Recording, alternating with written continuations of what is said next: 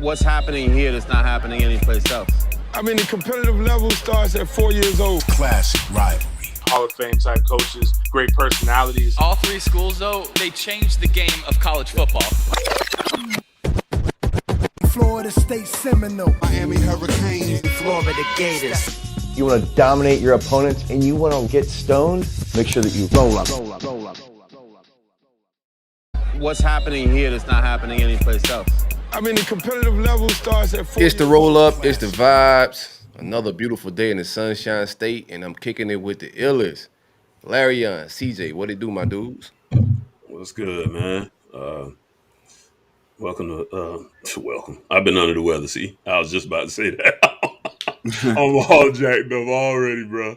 And somebody told me to put that Vicks on my feet, man. I was like, bro, I think I might have to try it out. I've been good night, bro. I'm telling you, I feel like a new man in the morning. I've been under the weather pretty much all weekend, man. So just here banging it out. Happy to be here though.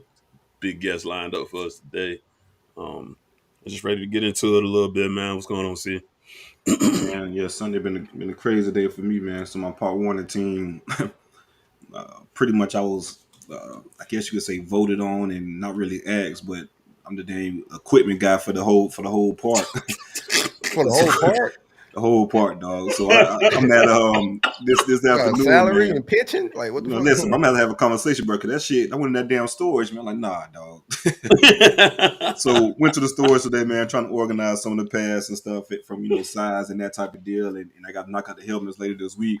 But yeah, it's gonna be a discussion, man, because that's definitely some hard work and labor to get all that equipment together and inventory it. So it's been an eventful Sunday to say the least. Yeah, we're gonna have quite the show. Like Larion said, we have Demarcus, Dyke, another Kane legend coming on here to hang out with us. A lot of transfer portal talk, a lot of movement, recruiting wise, a lot of things going on in the Big Three. So we're gonna update y'all on the vibes and also have a fire conversation with my man Demarcus Dyke. Before we get him on, we got him in the chamber. But real quick, late show up 2-1. CJ, how you feeling? Feeling good, dog. We did what we were supposed to do. Game, I was pissed at game 2, but if we play like we did game 1 and 3, and that's kind of dominate inside out, and let AD do his thing, which I think we could beat them. I feel like that's the Warriors' Achilles heel is a guy, an athletic big that's long and moving. AD's been doing a real good job protecting the paint, so we can continue that, man. Not let Steph and Clay do their thing, man. I think we'll be okay. But I feel like the Warriors will come back. It'll probably go to 6. So give me the Lakers in 6. I like it though, man. But yeah, it's a good feeling. But I feel pretty good about it. My team don't know nothing about no playoffs right now. So you're on pro team, Larion. Rockets. But we did get a new coach. Definitely know about that. Well, y'all coach, but I gotta watch that boy, man. Mr. Houston too. Man. All right, that boy Houston. He's single now though. The only thing I need him to do though, man, really, he wasn't really. He just was playing foul ball. You can't play in the organization like that, bro. Like, there's too many women around. I don't know. He may be good now, man, because Houston it's a different type of chicks in Houston. He won. I think he may be safe in Houston. It's not those type of chicks in Houston. He was messing. We're gonna see. That's a great observation, CJ. Because we're gonna see now. We're gonna see his preferences. Because in Houston, he's gonna have a whole different bag to shop in, Jack. So we're gonna see exactly what. We're gonna see if he really like Neil Loans or he like what he was after there in Boston. Like a long tires, whatever the hell he was getting in trouble with. What do y'all think, man? I know people trying to size up Bron and Steph's career off of this playoff match. What do you think about that? No, I don't like that. I think both of them boys already cemented.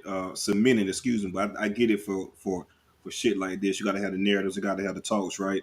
But it will make for an interesting convo because people are trying to position Steph and trying to figure out where they position him on the all-time list. A lot of people say he's knocking at the top 10. I think he's already in there personally. But the issue was, who do you kind of kick off? So that was the kind of debate that people are having in regards to that. I think both of those guys are submitted in the top 5, well, not top 10 rather. I don't think this playoff series will have any, indication or any, I don't know, bad mojo or anything like that in regards to knocking. I don't think this should discredit him anyway to win or loss for either one of those guys. Right. I like that they meeting at this point in their career and all that. Interesting series, man. Let's get to it though. One time for our sponsors, the people that are supporting us and holding us down, takeavaycay.com. Be sure to visit them folks, man, for all your vibes, man, when hanging out this summer, because summer is on us. Use coupon code Rollup at checkout for 15% off of vapes in the flavor of cherry pie, bubblegum OG, Blue Dream, and also Straw Nana. They have gummies in the flavor of blue raspberry, kiwi, watermelon, and pomegranate. If you're not into any THC or Delta 8 products, they have a sleepy gummy, which is derived of all natural botanicals, ashwagandha, lemon balm, and melatonin. All of this is fairly legal to your mailbox. The Jump Out Boys, nobody gonna pull up on you. It's Delta 8 marijuana. Coupon code Rollup at checkout for 15% off. And we about to kick it with my man, Demarcus Van Dyke. And make sure you guys, if you got any super chats, go ahead and get us off to them. Apologies for last week. We had to take care for sure this week. But you got any questions for us or Coach DVD? Definitely let us know. We'll get them off for you guys. Yeah, and like, subscribe, all that. Show love, beef in the comments. We about to hang out a little bit, man. Demarcus, you can hear us, man? I hear y'all. What's good, man? Ain't too much, man. Thank you for joining us this evening. No problem. Well, we have some familiarity, but I am the Miami representative. I ain't had no Miami gear ready real quick, bro. So I just threw some Red Sox shit on. Tired under the weather, but I'm excited, bro. I'm ready to kick it with you, dog. I've been ready to have this conversation for a couple years, man. Yeah. I hate it under these circumstances of you leaving Miami. I don't think you hate it. Not really. Nah, definitely don't hate it. I hate it. Yeah. But you know, such is life. Man, we gonna do it like we normally like to do around here, man. We're gonna take it all the way back to the childhood days, man. Yeah. And see if we can bring it on up to date. So we used to kick it off, man. When was football really started for you? Now I know typically in South Florida, that's like I said, that's religion. That's kind of right out the gate. As soon as you can walk, they put a football in your hand. So yeah. When did you kind of get going? Man, funny story, man. First off, man, I'm glad to be a part of this podcast with you guys. I've watched you guys for a long time on Twitter. All you guys are funny guys, man. Y'all be trolling everybody, man. Hey, I can't really tweet, but I want to stop be just laughing like, man, these boys wild, man. Hey, don't act like you don't get involved. We see you with the alligator, man. You be getting involved, bro. Yeah, we see you holding the gator that one time. I liked it. That was dope. Hey, I be throwing my shots every now and then, dog. I be throwing my shots. But no, I'm a huge fan of the show, man. I'm a huge fan of the show. But man, I got involved in football, man. Funny story. Single parent home, man. My mom needed somebody to watch me, so I started at 4 years old at the Boys and Girls Club off 114th Street down here, Northwest Falcons, and I started off playing defensive end. And I was supposed to play. Back then. Hold on, we gotta have a conversation, man. Cause it seems like everybody, whenever they have a part one to start off story, is always on the O line or D line, man. Jacory said he played height. Yeah, Jacory said he played O line. Major said he played O line. Like, seems like all these youth coaches try to put you on the line first, right? Because I was playing with guys older than me. I was playing with guys like that was 6 and 7. Cause you down here for the start at 7. So my mom changed birth certificate and everything like that. So I was playing with guys way older than me, man. So it finally caught up to me, like when I was playing at 7, and they pretty much, took all our games back because I think I played 65 too many years. So they got disqualified. But I started playing 4 years old, man. Played with some talented players, Antonio Brown, Armando Allen, Travaris Cadet, Sean Spence, all those guys, man. We played together, literally together, man. Thaddeus Lewis. So played at the boys club. From there, man, just took off, man. I played basketball, baseball, ran track, but football was my love, man. That's something I took pride in. I was very passionate about from an early age. Yeah, that's crazy, falsifying documents, man. But I know how that single mom household go, bro. Trust me, I come up in the same situations. You gotta do what you gotta do. We them latchkey babies, man. You'll get home.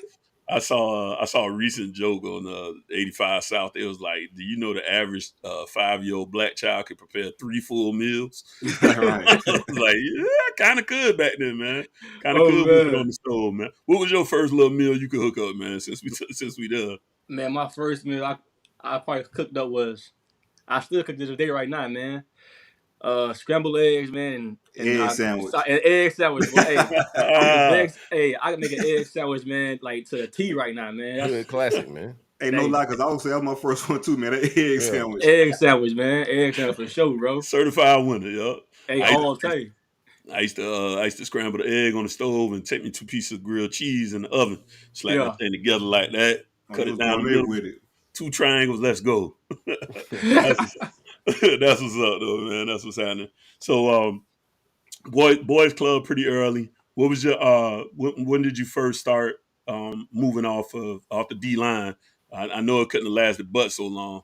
Man, it was that next year, man. That next year I went to my cornerback coach, my DB coach at the time. Well, at that time he's his son rapping at Iceberg, Coach Ronnie.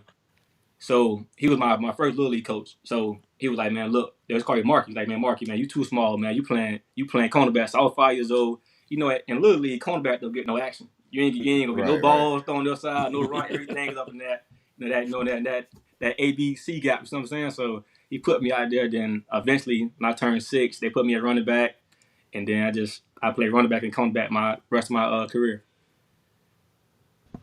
So DVD, man, you get to play running back and cornerback, man. When did you realize yourself that I'm pretty good at this and I can really make something shake? I'm making plays with a lot of these boys. I'm better than a lot of these boys. When did you realize, like, okay, football could be serious for me? Man, funny story, man. I realized when I was like in the 10th grade, I think, at the park, everybody I played was gangster. They was live. Like, it wasn't no ducks on our team. So everybody was good. So I was like, okay. It was kind of like I was sizing myself, okay, man, this guy, I'm playing with Antonio Brown. Like, he good, Travaris, that he good. But when I realized, okay, I was that man, funny story, man, hood story.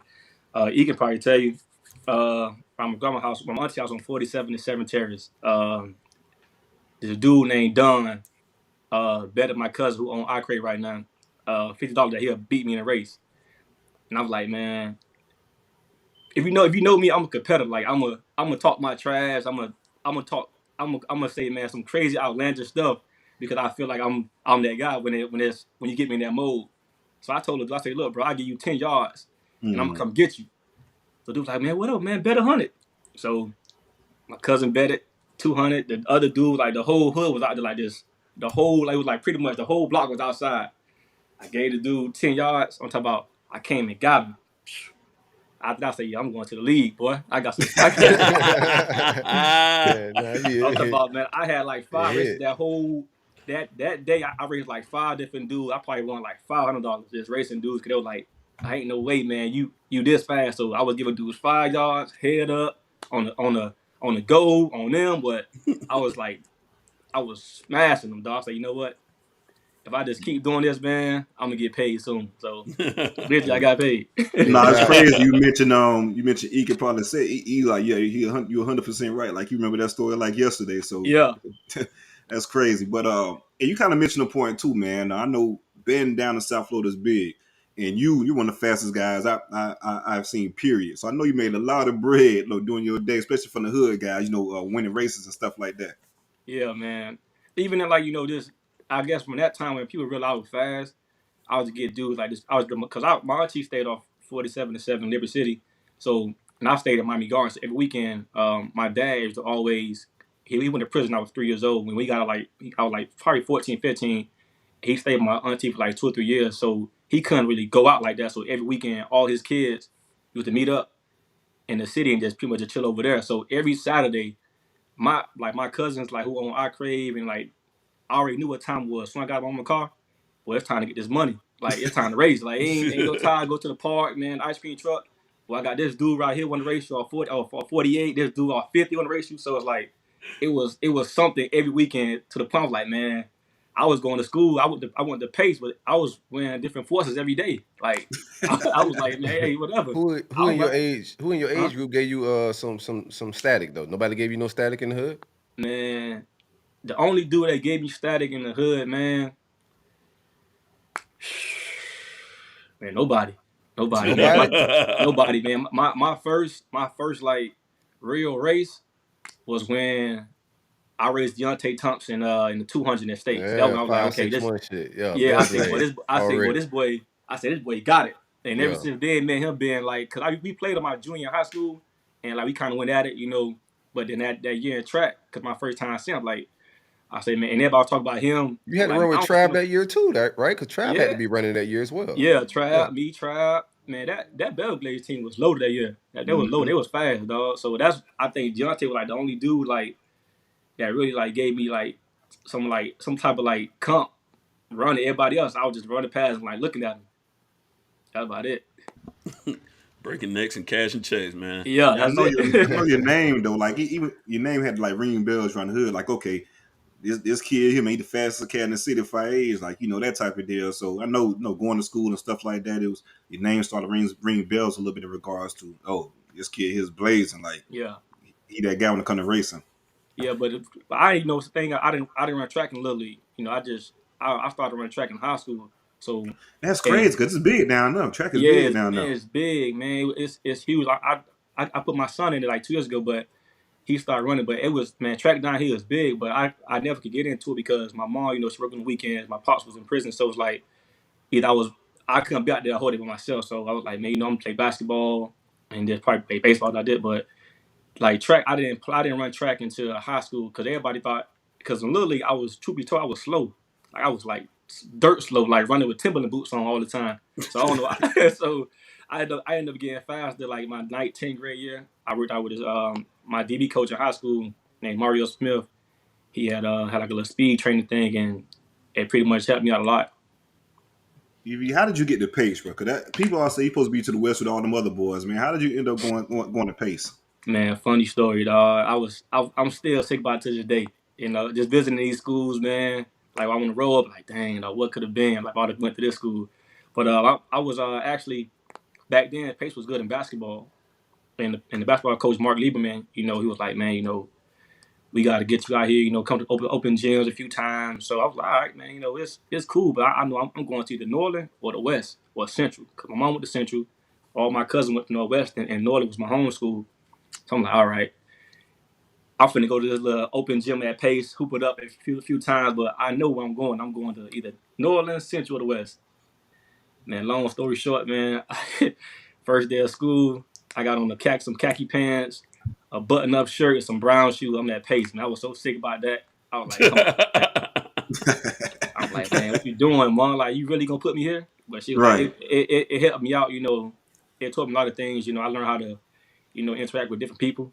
The thing at Pace that taught me was, it helped me in college was the academics. They was real tough they was real true academics at Pace. And I got to UM was pretty much the same thing, small classroom size. I was like, man, you know what? I'm glad I went there.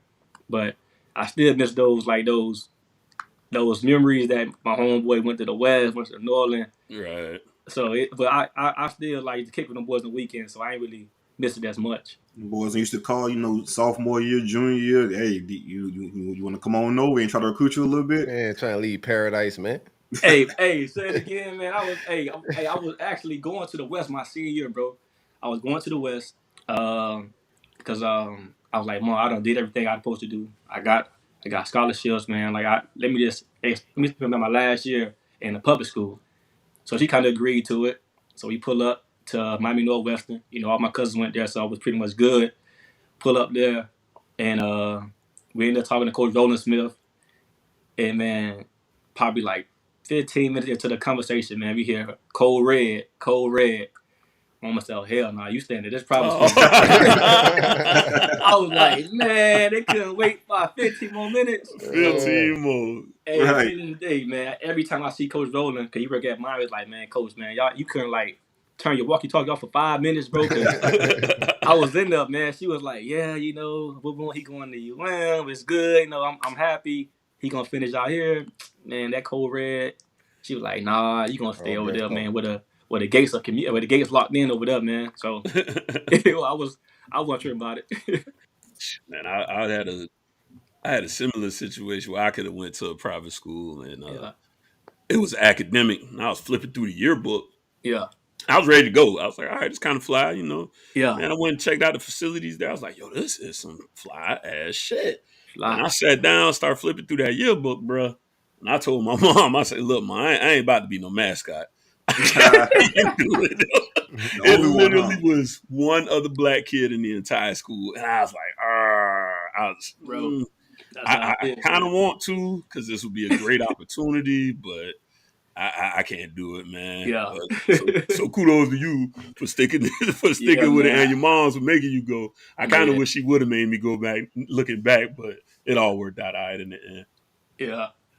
But, you get the pace. You get the pace. You start making little players for pace. The recruiting process begins to start for you. Let's talk about that at the beginning stages of the recruiting process, and just you know, from little league on up. You're like, well, damn, I got my first letter. Coach is starting to come by. How was that process for you when it first kicked off?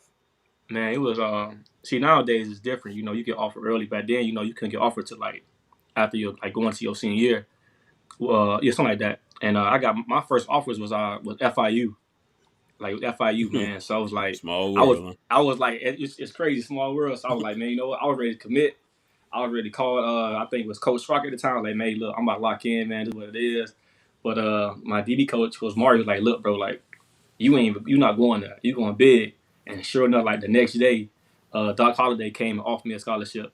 And then that's when it started like rolling in. Like Miami came, Oklahoma, Florida State. I pretty much had everybody. So I was like, damn, I'm glad I ain't committed to FIU so fast.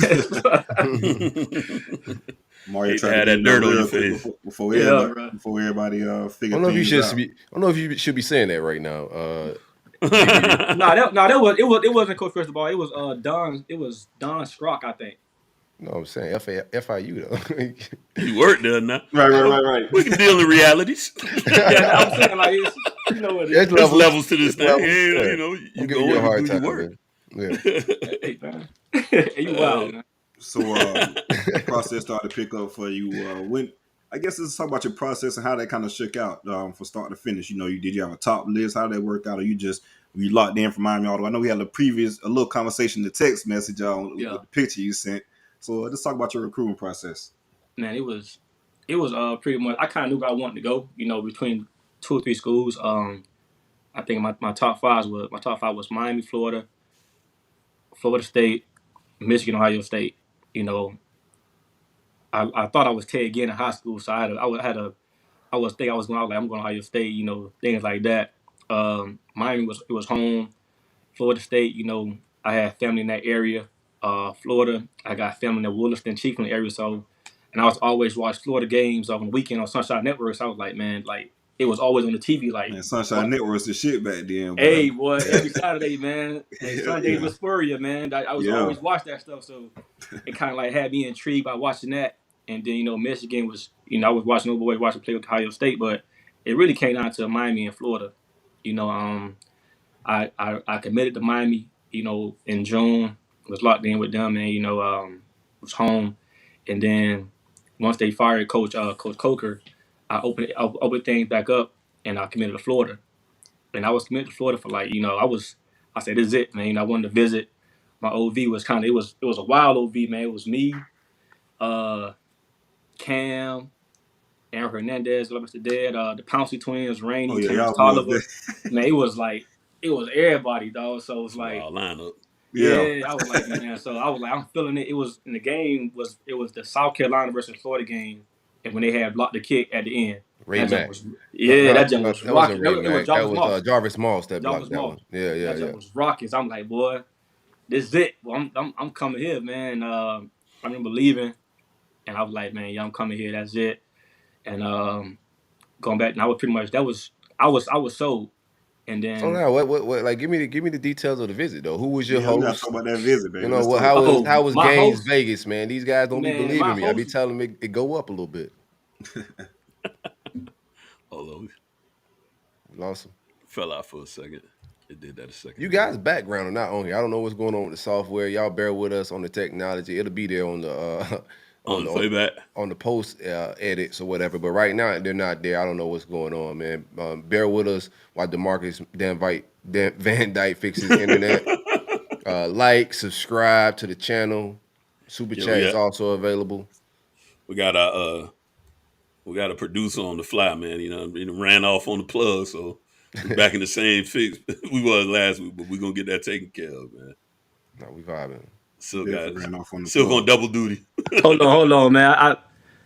My son got his friends calling on the FaceTime. Oh, okay. I gotta move. He's gotta move this. How you got this, man? No, it's all good, man. Technology. We got kids. We know. Yeah, this man, he got this stuff hooked up to my iPad, so all these shorties be calling, trying to get offers. Blatant violation. Trying to get offers, man. Y'all sure you got to chill.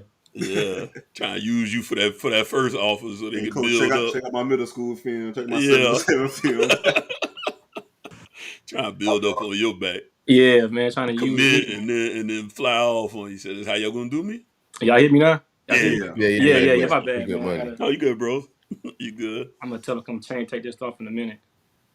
Oh, I had it was Brian Crum, and he showed me a good time, man. It was Gainesville, like it showed me something that I never seen before. I stayed my family stayed in Chiefland and Williston area, so I kind of knew it's real country. Yeah, so I thought the same thing with Gainesville, but man, it wasn't.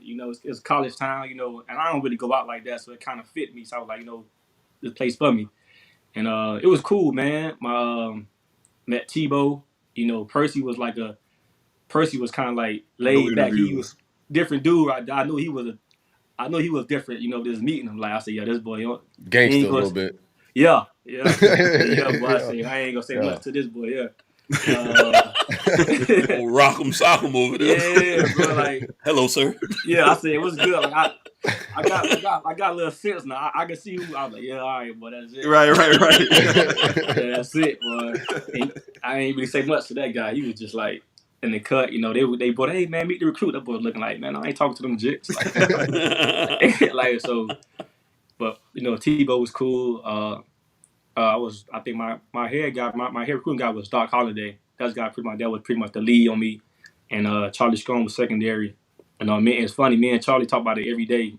Because he was down in Miami. He was like, man, you left me hanging on sign today, bro. I said, no, I told you I wasn't coming no more, bro. I ain't leave you hanging on sign today. So, but nah, that was kind of like the bulk of my visit, man. It was pretty much cool. My mom loved it, close to the family. And how was Urban doing the process? Man, Urban was cool, man. He was real straightforward. He ain't really give me no fluff. Told me everything. Was like, hey, look, man, you got to come in, you got to put on weight. SEC different. We down corners. I'm gonna put you to make go to the NFL, man. But it's all on you. So I was like, all right, man. He ain't said me no BS. So I was like, all right, I'm messing with it. So I was locked in, and then the curveball came. When they gave it that job to Coach Randy Shannon, it was like, man, like this man, I've been knowing this man since I was in the 8th grade. Every Saturday I'm going to my uncle's house and I run into this guy. So it's like I can't turn my back on this man. He the face of the city. Right. I was like, man, African American dude, man. Coaching at Miami. The whole city was like, hey man, hey DVD boy, you gotta make him look good.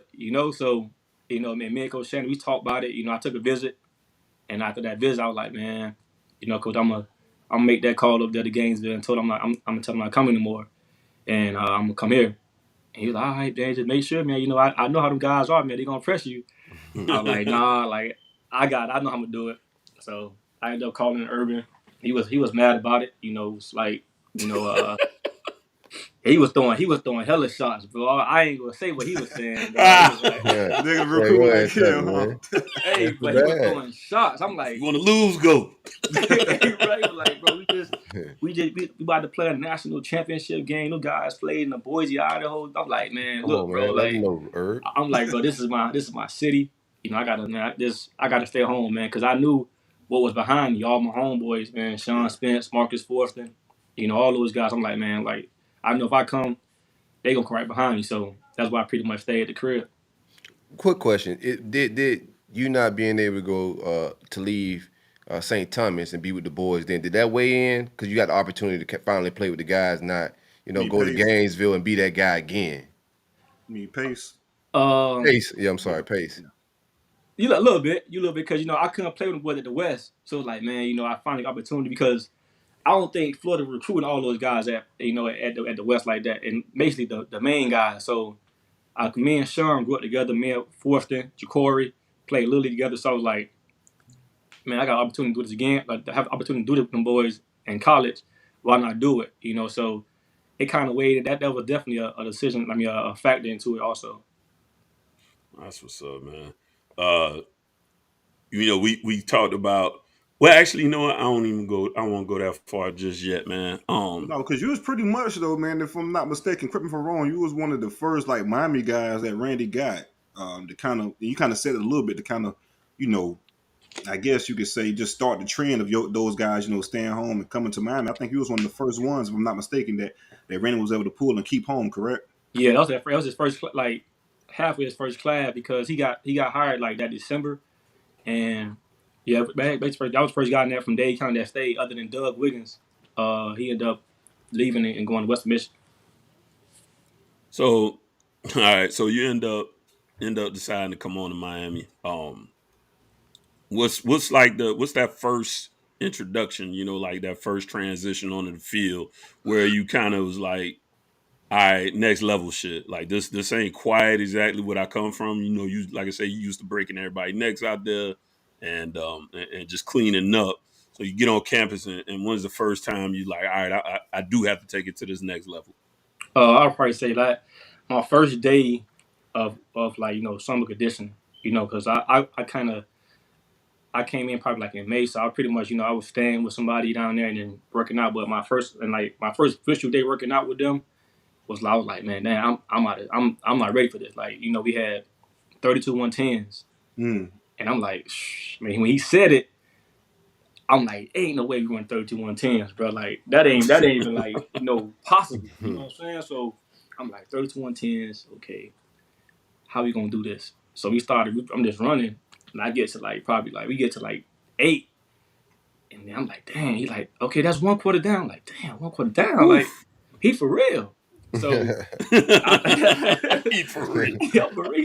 Dead ass. Yeah, I'm like, man, hold on, man. Coach Swayze ain't playing. Like, and he was like chewing me out. He was like, man, hey, man, you run this 4-3 and all this. You can't be in the back. You got to be in the front. So I was like, going try to go as hard as I could, man. And now again, you could have been down, man. You been over, man. Them boys coming like DDT you. So I'm like, I'm like just. I'm walking around, twist. I'm like trying to stand up, man, trying to tie my shoes, stand up, and all that. So at that point, I was like, you know what? I gotta get in. I gotta get myself right because if I want to take it to the next level, I gotta pretty much get in shape. So that weekend, I just stayed down. I ain't go home. I stayed down, did some mile running with Coach Swayze, and it was cool. That next time we did 110, I crushed it. Nah, that's what's up, man. Who was your mentor on the team? Was there an older guy on the team, or was there any former Cane that kind of reached out to you? I know you're a big recruit, and just to kind of give you the Miami way, to give you some knowledge or wisdom. Was there anybody that did that for you? I say, on my visit, I met in Trail Road, and he was like the guy. He was pretty much a rookie at. I still got a picture on my phone. He was a rookie with the Cardinals at the time. He came back down, talked to me about, how to. What's the standard here at Miami and things like that. And but on the team was Kenny Phillips. Kenny was my host of my visit. He was probably like one of the main reasons that pretty much that I stayed home also because his school and like Pace and Carroll City pretty much like 10 minutes away from each other. And like in the community I always run into him. My mom know his mom and his brother was pretty much in the same class as me. So I was always see him at different events, and he was always like talking to me like, hey, man, don't forget about us, bro. Like, I know you committed to Florida, but don't forget about us. And he just pretty much like, took me on his win from day one. He was like, look, bro, like, you got a chance to start as a freshman. Like, just come in and do what you got to do off the field. On the field gonna be easy for you. And from there, I just took everything he said, man, and went with it. How was that Miami visit? Like, because I've heard from several people that, even the rival fans, whatever, that Miami's one of the better visits. So how was it for you back then, especially in comparison to like a Gainesville visit? Man, what's crazy, man? Like, that was probably my second or third time in Coral Gables. Right. Like, being from Miami, like, you don't really go to Coral Gables like that. Exactly. That's like Beverly Hills. You like my first time going to South Beach, I was in the NFL. So it's like you don't really go down there to Coral Gables. Yeah. So me going on the visit to Coral Gables, like I seen things I never saw before. Like we stayed at the Snesta Hotel. We had big steaks, lobster. We on the water. My mom loving it. She was. It wasn't like she was like new to it, but she was kind of like, dang, like this is different from other visits we went on. And it was just cool. Outside of Miami. Yeah, like no, it's like cause you like it was no different side that we never seen before. And the thing with me was like I don't really go out like that, and I just had to get myself in a situation where I wanted to feel like, okay, can I hang around the team? Can I hang around like do I mesh with the guys on the team? And everybody had, I think KP had like a little kickback at his house, and I was just chilling with all those boys, man. Bruce Johnson, you know, LaVon Ponder went to pace with me. Anthony Reddick, you know, Randy Phillip, all those guys, they were just chilling. So I'm like, man, you know what? Like, this home, like, them boys, it ain't like, it wasn't like no beef in between them boys. It was all like on the same page, you know, telling me stuff about, you know, how to get ready for Coach Shannon over and when he be yelling at you, you know, Coach Wall and stuff like that. So I was like, man, you know what? This is where I need to be at, man. Like, them boys ain't really had to take me out because I knew that's not why I came with the business. I just came to see, okay, do I fit in with the guys in the locker room? And I kind of had a feeling I was, but I just wanted to just pretty much solidify it. Right. What was Pop's vibes during the recruiting process and also your early days in college? I know you say he got out in like when you were like 14. What was that like? Man, my dad, man, he didn't really care about recruiting, man. He just wanted me to go to a place where I can get my degree and pretty much change the narrative of the Van Dyke name. You know, so he was like, man, like as long as you go out there, man, just get your degree, man, I'm happy, man. Like he went on, I think he probably went to 1 or 2 games with me, like when I was recruited. But other than that, he didn't really care football. Like he just cared about me as a student. Like he didn't care about the athlete part. He was like, man, because that can get erased any time. Like I care about the student Demarcus. So he didn't really have too much to say about it. You know, he wanted me to stay home, but no, actually, I take that back. He wanted me to go to Michigan. I'm like, bro, you tripping? He said you went from all this shit. I'm like, bro, you said you're 1,000 miles away. Yeah, I say, bro, you tripping, bro. Like you, you're the Big Ten. My pops and all that, man. But I ain't taking advice on this one. You gotta draw a line somewhere. Yeah, I don't went to every other school y'all want me to go. I am not going out. I done with the pace. I done did everything y'all told me to do, man. I'm not doing this, man. And truth be told, man, I like a little story, man. My dad, you know, kind of like, you know, there's a reason why I'm a Kane fan, you know, because a little story, like a little backstory. I got time. When my dad went to prison, my mom and dad and my whole family told me my dad went to college.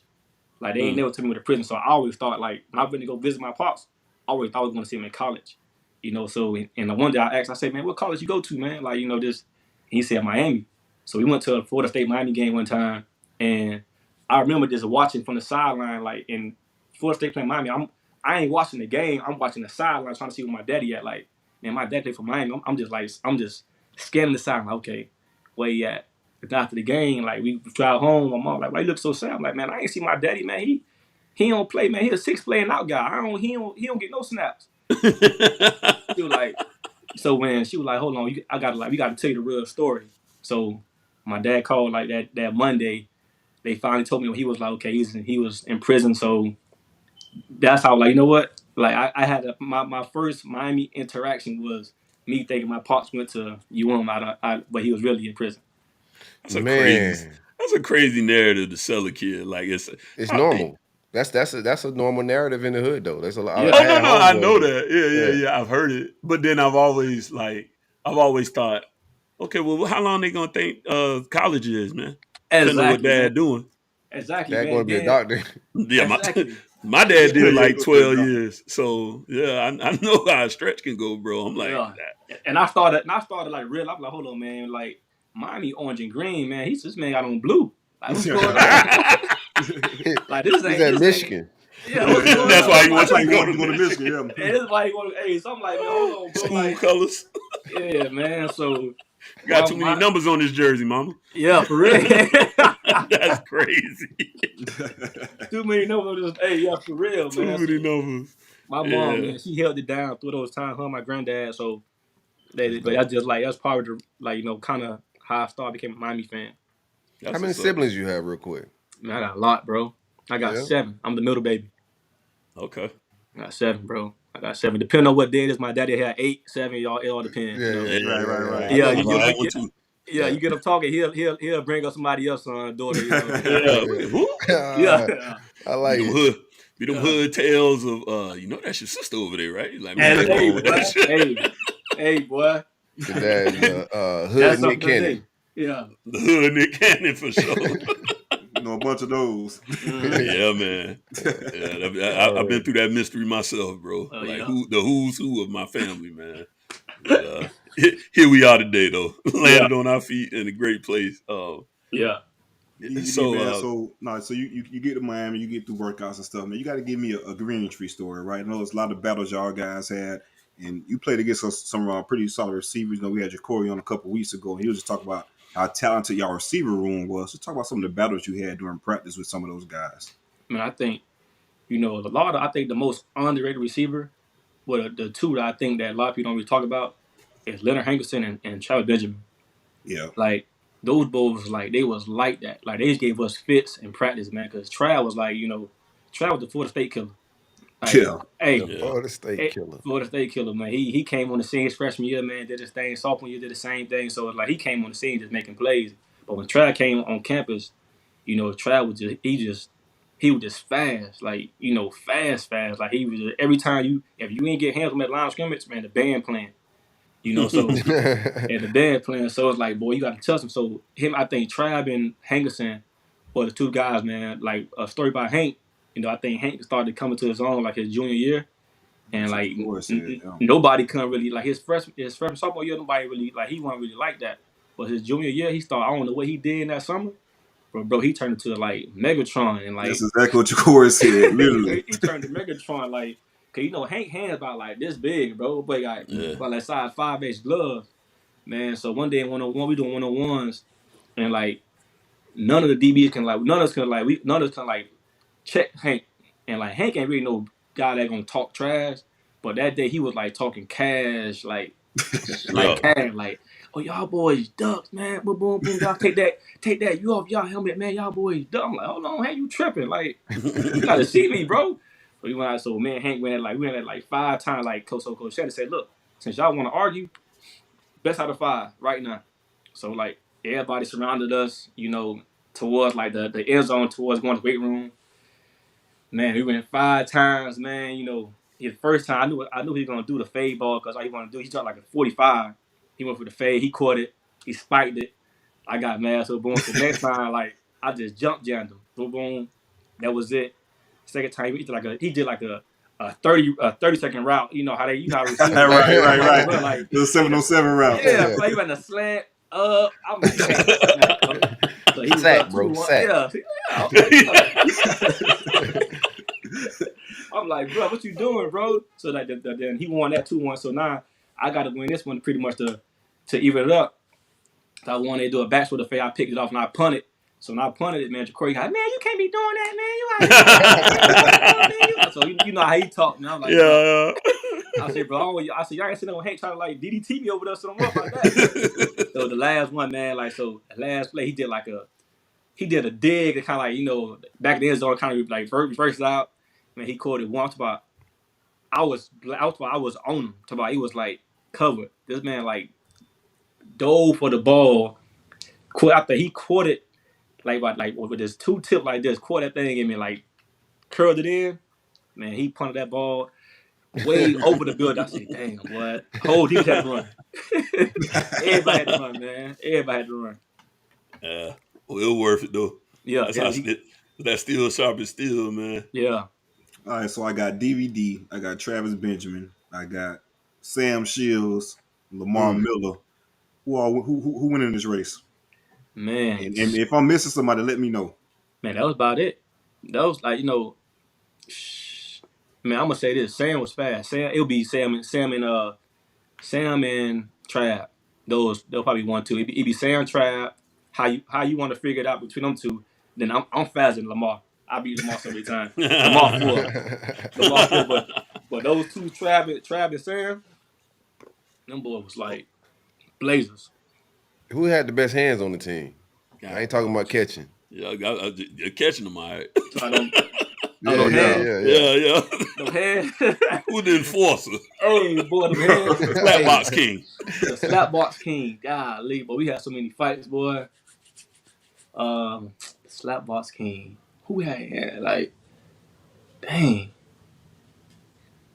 man, Doug Wiggins. But Doug Wiggins was Doug Wiggins. Doug Wiggins had some hands, boy. Yeah.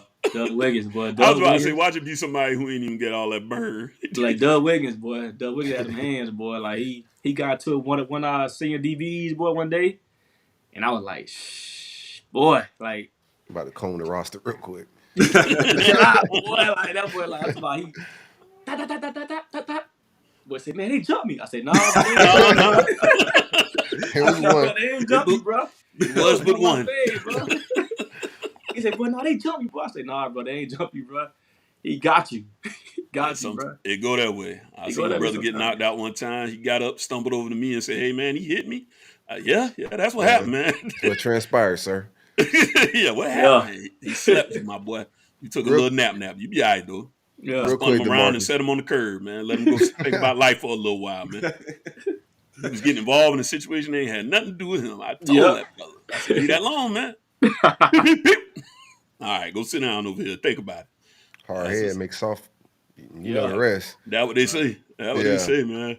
Hey, Demarcus, what was it like when it was a little rough with Randy there? What was it like struggling and being in the city with you guys being from there? Was there any hometown pressure or criticism? Oh yeah, man. It was. I think my first we went 5-7, and it was rough. I think, but it was just a rebuild. We played a lot of freshmen that year, and everybody in the city kind of like they was behind Coach Shannon. They was like, man, like that's the guy. He want us, so we gonna pretty much we gonna rock with him. But as the season went, like the years went on, man, we started to lose, support, but from like the inner city, they always had his back. They never like wavered with Coach Shannon. Like the guy, like Liberty City, Miami Gardens, like the trenches, they always had his back because he was one of them. He was like, man, like he was always good where we went at, and they kind of was like, shit, we gonna rock with you regardless, and that's it. Was kind of what it was, and I think, I think he didn't get a lot of credit, but he pretty much saved a lot of lives, man. A lot of those guys graduated, they got good jobs. I mean, everybody can go to the NFL, but a lot of guys got their degree from Miami. So, obviously the main thing is winning. Everybody want to win, but number one is one in life. A lot of guys, man, that got degrees when probably the first time the first person in their family got degrees, so Right. a lot of time, like, that was something I think that Shannon didn't get the pub for, like, my whole class graduated.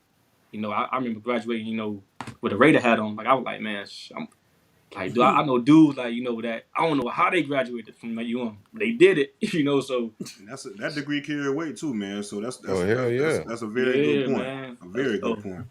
Yeah. What do you think went wrong during that situation with Randy? In your opinion, we had we had pretty much a lot of you guys on. In your opinion, what do you think went wrong with within the Randy's tenure? Man, I think like I think as players, man, just looking back on the man, like you gotta ask yourself, man, did you buy in all the way? Did you buy into what he was selling? I think he put us in the right situation. You can't always be the coaches. Me being the coach now, I see it now from a coach aspect. Like, I can put you in a position to make a play. You got to make it. He did that. Sometimes we didn't make plays. Myself included, I didn't make plays. I had to make plays. And sometimes it always go back on the coach. But I think we just, as players, man, we didn't hold out in the bargain. And obviously, man, you want to win for a guy like Coach Shannon because he a guy that he gonna always have your back. Man, him talk, to this day, we probably talk like twice a month, and he give me advice on different things, man, what I should do, man. He asked about my kids, my son I had my son my last year in college, so I asked about my son like that. But I think just as players, man, we didn't hold out in the bargain, fully, I think we had times that, we could have turned the curve, and I think my junior year was probably my best year, our best year. I think then my senior year, we had everybody come back and then just went haywire. We just always was not on the same page as far as, the team. But it was, I think he get a lot of criticism, but, man, that's just on us, as players. That's kind of reflective of what Brandon Harris had kind of spoke on. He was kind of saying he thought that maybe some of the camaraderie was a problem, like y'all was too cool with each other. Yeah, that point where to the part you won't check nobody. Nobody wasn't really like saying accountability. Hey, right. Yeah, we ain't had like it was. I won't say it was. We was too much of a homeboy. Like it was like, man, come on, DVD, like, come on, B. Like, it wasn't like, we ain't had anybody that was going, we ain't never checked each other like, man, hey, let's go. You know what I'm saying? Because we always felt like we was too cool. Like, that's my dog. I mean, I've been knowing since I was 4 years old. I don't want to ruffle no feathers, you know. And I think that's kind of what happened. But, you know, like I said, man, I think, you know, if we could do it over again, I think, you know, we will definitely do that. Because we do it now in the group chat. We talk trash to each other, man, you know how we do things, and as a family man, you know, as a coach. So I wish we had that same mindset back then. It was 18, 19, and we could have won in that. It's tough. It's tough. Yeah. Marcus we had forcing on too, man. Yeah. That's what I was kind of get on Marcus too, man. said that muscle milk and ice. Forced to say, man, y'all boys, y'all had one damn minus tough. He pretty much said like the resources that Randy had was pretty much poor. Yeah, second to none. Well, not second to none. 0 to none in regards to the resources. And then soon as he hired Al Golden get hired, you know, resources start going into the program. Yeah. What do you think the issue was as far as just like you guys not really having what you should have, you know, from the University of Miami aspect? You guys, you know, big time P5 program, ACC, this, that, and other. But when you look at the resources you guys were getting, it wasn't like that. Yeah, it was different, man. Like I remember on my visit vividly, man. I remember like just going into the Florida training table. Them boys had like steak and lobster, had like the Gatorade machine and all. I'm like, boy, this got to be at Miami. But Miami got this too. But I wouldn't Miami had that. You know, like you went to Miami because this boy had like spam. Muscle milk bars, like Gatorade bars. That's about it. You know, but you went to Miami because of Miami. You ain't care about the facilities. You see what I'm saying? But I think, you know, we didn't have those resources, man. You know, we like Coach Shannon. He did a lot of stuff out of his own pocket. You know, like pretty much, you know, giving back. You know, just make sure we had breakfast. You know, every day. You know, from Mama Lucy's on Sundays. You know, maybe she had breakfast from MLK. You know, IHOP. You know, Denny's, like out of his own pocket. You know, because you know we ain't had the resources like that. You know, he found ways to make sure we ate. You know, and it was I'm forever grateful for him, man, because he made it happen. You know, he made it happen, bro. That's crazy because Miami won 5 freaking national championships at that point in time. You know, won a historical logo, this, that, and another. It's crazy when you say that. People are cheap, man. People ain't want to spend no money, so I ain't for money. You can't since you just freshly left the program. Speak to some of the upgrades you've seen since, you know, your playing days, and to some of the things that they've invested in now. Like, how much of a difference is it? Oh, it's a huge difference. I mean, my first day back there, I was like, dang, like this look different. I never seen this part of the building. I never seen this, but it's completely different. But they doing a lot for those guys, man. You know, as far as the new facility, you know, the training table, you know, how much they, you know, those guys get per month, as far as like, you know, just the stipends.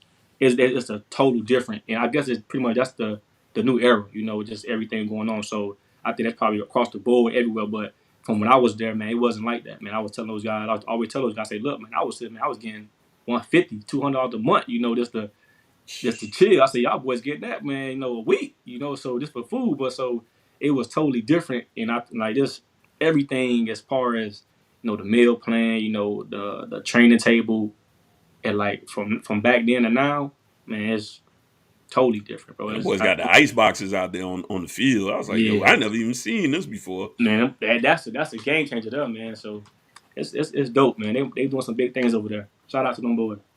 Already, man. What's Demarcus Van Dyke's mindset rivalry week? You about to play Florida State. You know, when you say Trav was the Florida State killer, but what was your mindset leading to that week, and what was the vibes of the city like? Man, you know what time it was, boy. Like that was a game that, you know, all the old heads from some way they get your number and call you. Make sure you know what time it is. You know, I remember I had a two-way page. I had like the little two-way sidekick, man. Like I had dudes hit me up. I'm like, man, who this dude? Like, who this guy is? Like, it was like old time. They was like, hey, man, make sure you lock in this game, when it's one of those games that define your career.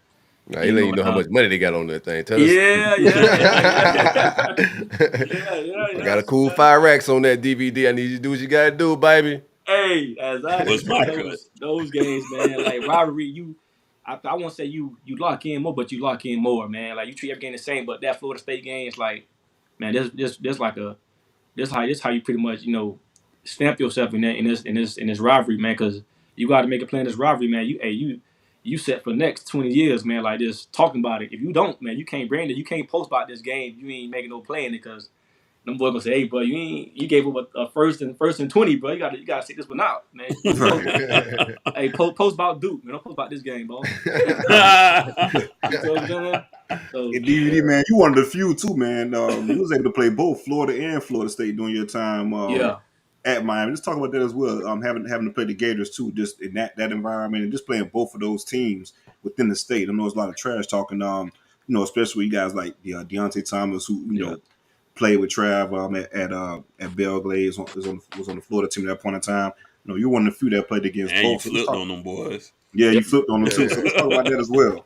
Bro, I think that rocking, man. That was a big year for us, bro. I know the Florida was like that. Coach, that atmosphere was different, bro. Walking into that stadium, man, and I think during pregame, I think they had it out for me during pregame, dog. I ain't gonna lie. Like, I do my little lap around the field. Like, them boys was like looking at me like, "Yo, boy, you should have been over here, like talking crazy, like, Cam was looking like, dang, D boy, you done did it, boy. Like, boy, you got to make me pay. I'm like, man, like, whatever, yo, like, it's up there, man. Like, I ain't worried about y'all. Like, Urban, I kind of like ran into Urban, on the sideline. He got my hand up, little laugh. But that game, I think, they won, but that game was like was a bunch of babies, sophomores and freshmen out there. Jacory's a freshman, Therion Collier, AD, all of them was babies. So it was our offense pretty much like was slow. So defense on the field a lot, man. But I remember like that. I remember that game. Like I was watching them boys. Like, man, funny story, dog. One I ain't gonna say the dude's name. He came like they was on offense, man. I guess he got smashed by spikes, like splattered. That boy came to the side. That boy face man was like over here. That boy say, "Y'all better buckle y'all shit up. Them boy that hitting." Somebody so I think Jacory said that same exact story, bro. hey, he was like, man, what? Hey, man, no, you gotta tell us, man. Who was that came from that sideline? We gotta know now. Yeah. I can't say it, dog. I can't say it. We'll figure it out. I'm gonna go back and watch the tape now. This is the second time we heard that. And that boy ran to the sideline, but like his face now was like over here. Like, first quarter, like, y'all. Let's strap up. Zoom in on the line. He said, boy, y'all boy better scrap that shit up like that. I'm like, man, what? Man, and boy, was he lying, boy? Them boys like, I think that's like the most physical game I played in my whole football career. Like them boys, like it was like we was. Cause it was beef, like it's like it's a rivalry on that field, but we gonna chop it up afterward. Like, man, them boys like they had it out for us, and we had it. We were like, man, shit, we gonna show y'all boys like we know y'all boys gonna go to the chip, but we gonna put y'all in the mouth too. So all them boys like Rainey was trying to. I think I kind of caught Rainey slip one day on the sideline. He got like, yeah, man, don't go back. Like them boys like them boys were hitting, boy. Like the Pouncey twins pulled one time, they kind of caught me. They were like, yeah, boy, you should have been here, boy. Yeah. I say, man, like y'all boys 295, now 170, man. Y'all boys should have. But that game was like a physical game. I remember watching that game, and I mean, y'all held y'all on for a long time in that game. And like I said, the offense just couldn't get nothing going. We couldn't do nothing. We just broke at the end, man. So finally gave it all up. But hell of a game. Y'all ready to fight after that game. I remember. Yeah, me too. I was watching one of my best friends. Larion always want to fight, bro. No. He was getting a little too handsy, brother. You know what I'm saying? Like I can deal with the talk. man. But you can't be putting your hands all over me, man. Yeah. Keep your hands to yourself. Y'all won. Congratulations. But yeah, I ain't gonna take too many more temple taps. That's about it for that. But, that's it. I feel you on that, bro. Hey, guess what? Because when we came back and beat y'all, he went home and cut grass. I remember that. I was like, you don't want to play the game? I was like, you don't want to play NCAA? He's like, nah, man, I'm out, man. Just went home and started cutting his yard, man. Shout out to Hakeem Jones. He said, I got to go back and listen. Major Wright said the same thing in the interview, too. That jump was physical, boy. Them boy was smacking like we were smacking, and they were smacking like it wasn't like nobody was scared. Nobody like we like when that boy came on that sideline and said that. Was like, yo, boys, hey, y'all boy, put your mouthpiece in right now, boy. This ain't one of them games, boy. Had my piece out, boy. They hit for real. Head on the swivel, baby. Head on the swivel. You could be talked about in the wrong way for a long time. Yeah.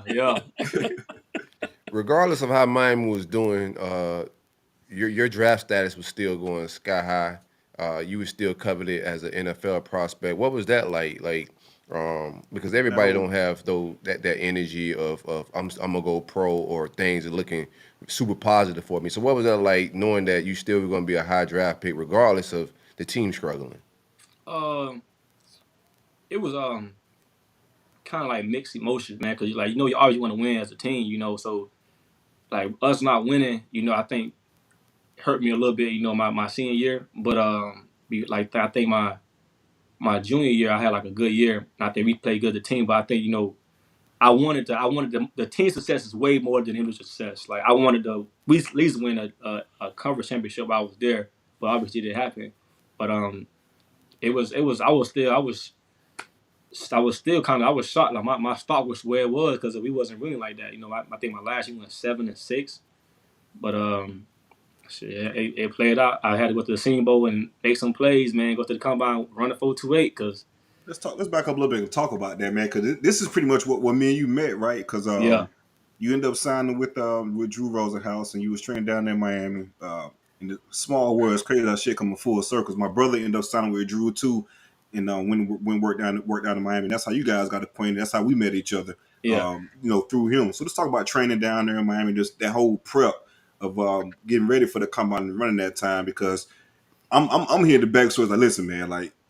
Hey, the Van Dyke fast as hell, man. Like, he could break the fucking combine record. I'm hearing all that type of shit prior to the combine. So once that time come, like, okay, I'm locked in, ready to see you run. But let's talk about that whole process of that whole working out and going through that process and then get to the combine and running that time.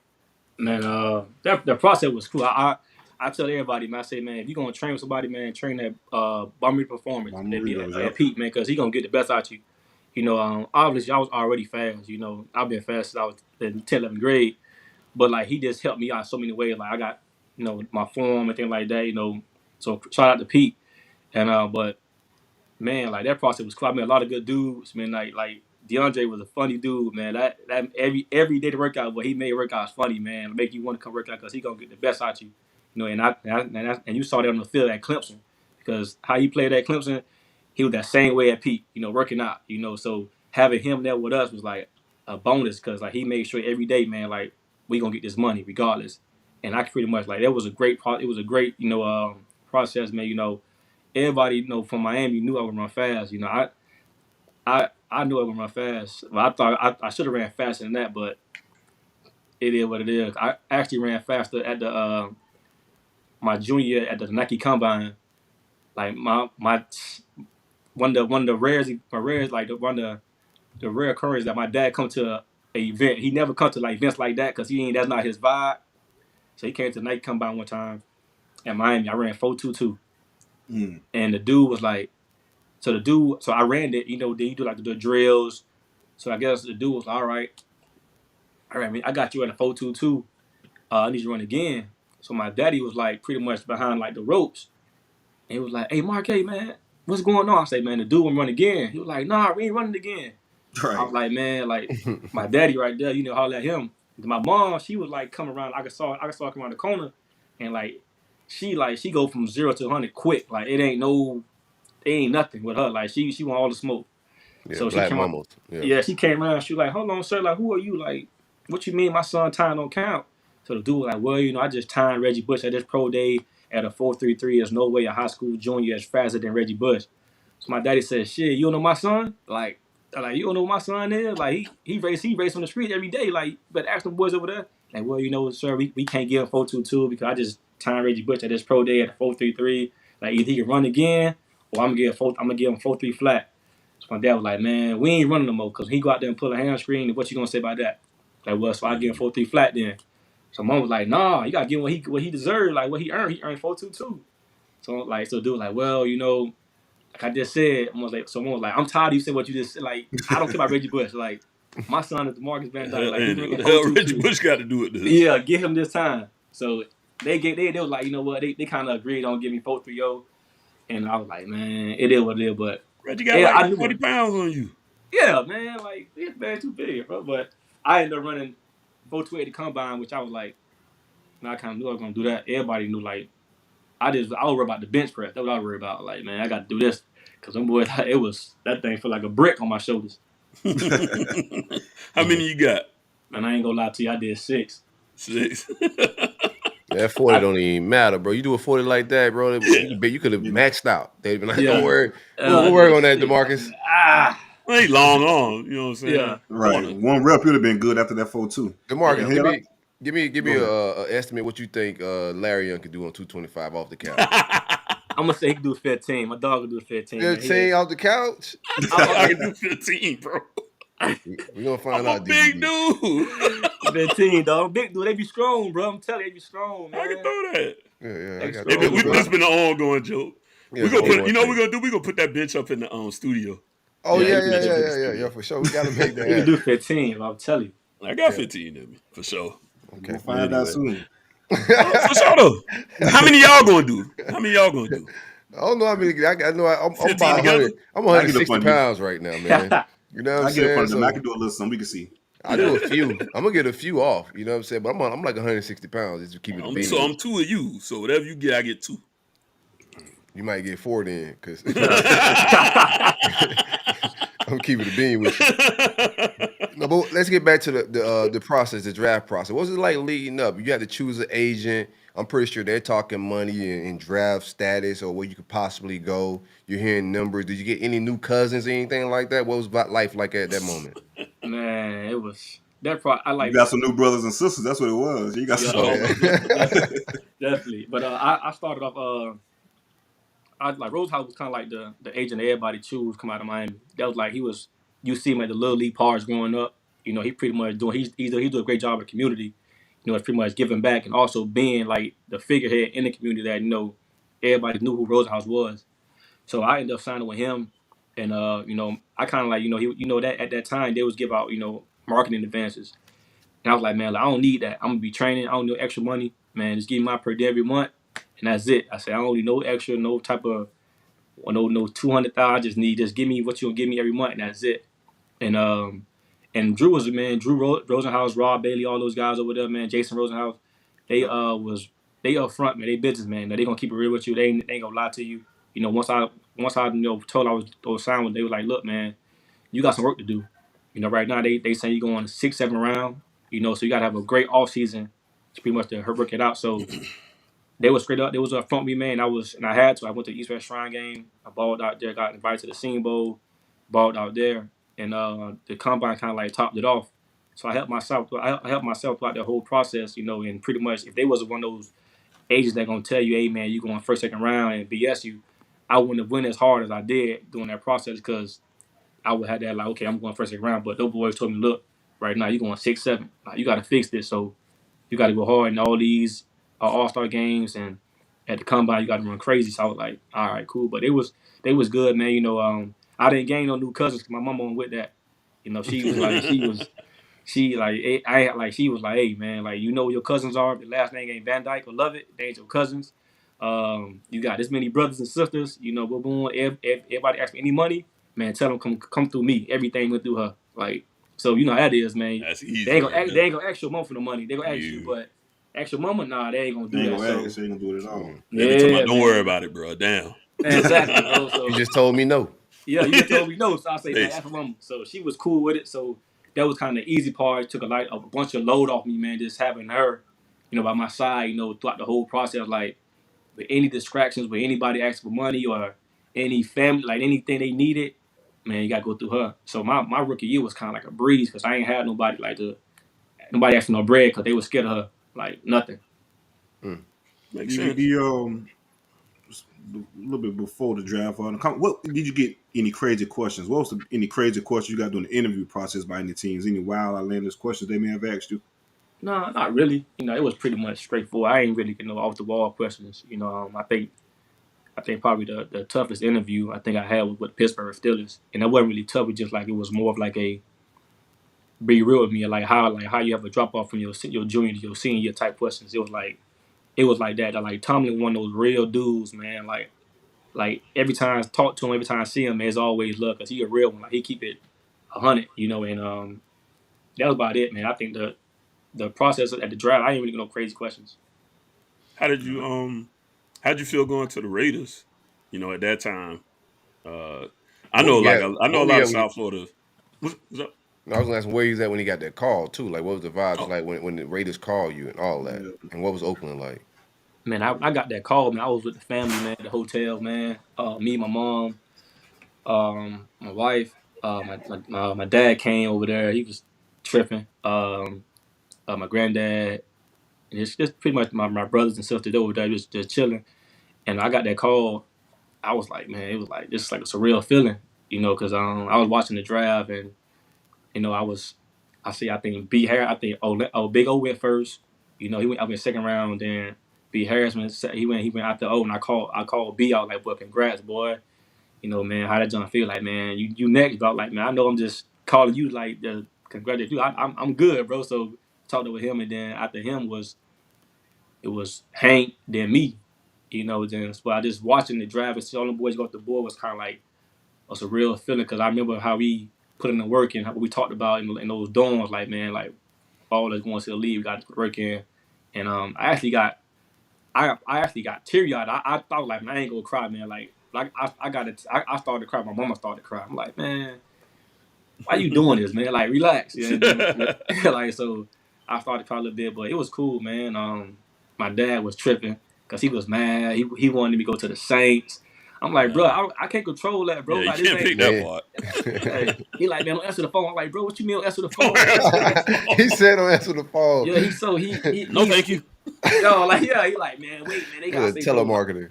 I say, bro, I can't do that, man. He like, man, you answer the phone. I say, bro, like, just relax. But it was cool, man. Like, just to have, like, you know, have a dream come true, man. It was good, man. And they had everybody around me that had some type of impact towards that dream, like, that embrace it with me was kind of like good. How'd you like life out there in Oakland?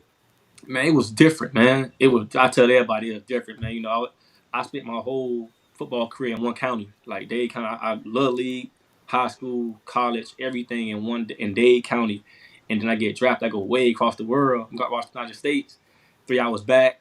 And I was like, you know, I was homesick, man. I remember telling Coach Woodson and Coach Rock, you know, those my DB coaches, I said, man, y'all got to trade me back to the crib.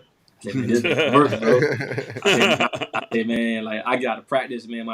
I'm like, everybody back home sleep. I say, man, so that my rookie year, man, like my brother came to stay with me and kind of helped me out. And my wife was still in school, so my brother came out there, stayed with me, man. My wife came every now and then and visit. But man, that was Oakland was vibe. It was a nice little vibe, man. Everybody was just chill. The Raider fans was like, they go hard, but you think Miami fans go hard? They go hard. They passionate out there. They passionate. I remember one time I had a game. We played with the Patriots. We had lost, and I ended up going to Wingstop like by the stadium. So I'm in the Wingstop, man, get some food, and like these dudes like they were just staring at me. I'm like, man, what's up? Like, so I say, yo, y'all boys straight? They're like, man, nah, man, we ain't straight. And your skinny ass in here eating Wingstop, man, she got there steak. I'm like, oh, man. I'm like, man, we ain't straight. They're like, man, you out here eating Wingstop, man. Boys, your nutritionist all of a sudden. Yeah. Right. I say, man, you know what, y'all boys right, man. I apologize, man. So, but they what I eat, bro. Yeah, man, what you doing, bro? Like, you know, like, but them boys, like, the Raiders fans, like, they very passionate, man. They real. They gonna let you have it regardless, win or loss. They gonna let you have it, but that's part of it, man. You got to take it. I don't want to hang out in Oakland talk too long, man. I want to talk about. I mean, let's fast forward. You got one more? You got one more? Okay, my last playing days. Talk. What was your most outlandish purchase, man? Did you even have an outlandish purchase? Man, I ain't really. No, don't. Man, Mom's made sure it's straight, huh? Man, I know it's crazy. When I got drafted, man, I bought myself a Camaro, and my first, I was like, man, Mom, you want a new car? She was like, no, I'm straight. Like, make sure your wife's straight with that baby, and I'm good. Like, she kept working. My daddy wanted he wanted a Challenger, and he wanted like a new chain. I'm like, bro, he wanted to be a rapper. He wanted to be a rapper, man. Yeah. Hey, I'm like, bro, I can't buy no Challenger, man. Pass out to be about 10, 15. Bro, I need to get right, man. Hey, so he got so he finally like kind of like settled down. Like, look, man, just buy me a Dickie set, man, some ones, man. I'm straight. That I can do. Yeah, so I bought like probably like 5 Dickie outfits. I was about to say, yeah, you multiply that. Yeah, boy. So I bought like some some Air Force Ones, like black pair, white pair, like just all type of pair, Nike account, and like he was good, man. He was just, but like that was probably it. Like I think I bought my. I ain't bought nothing crazy, dog. I ain't bought nothing crazy.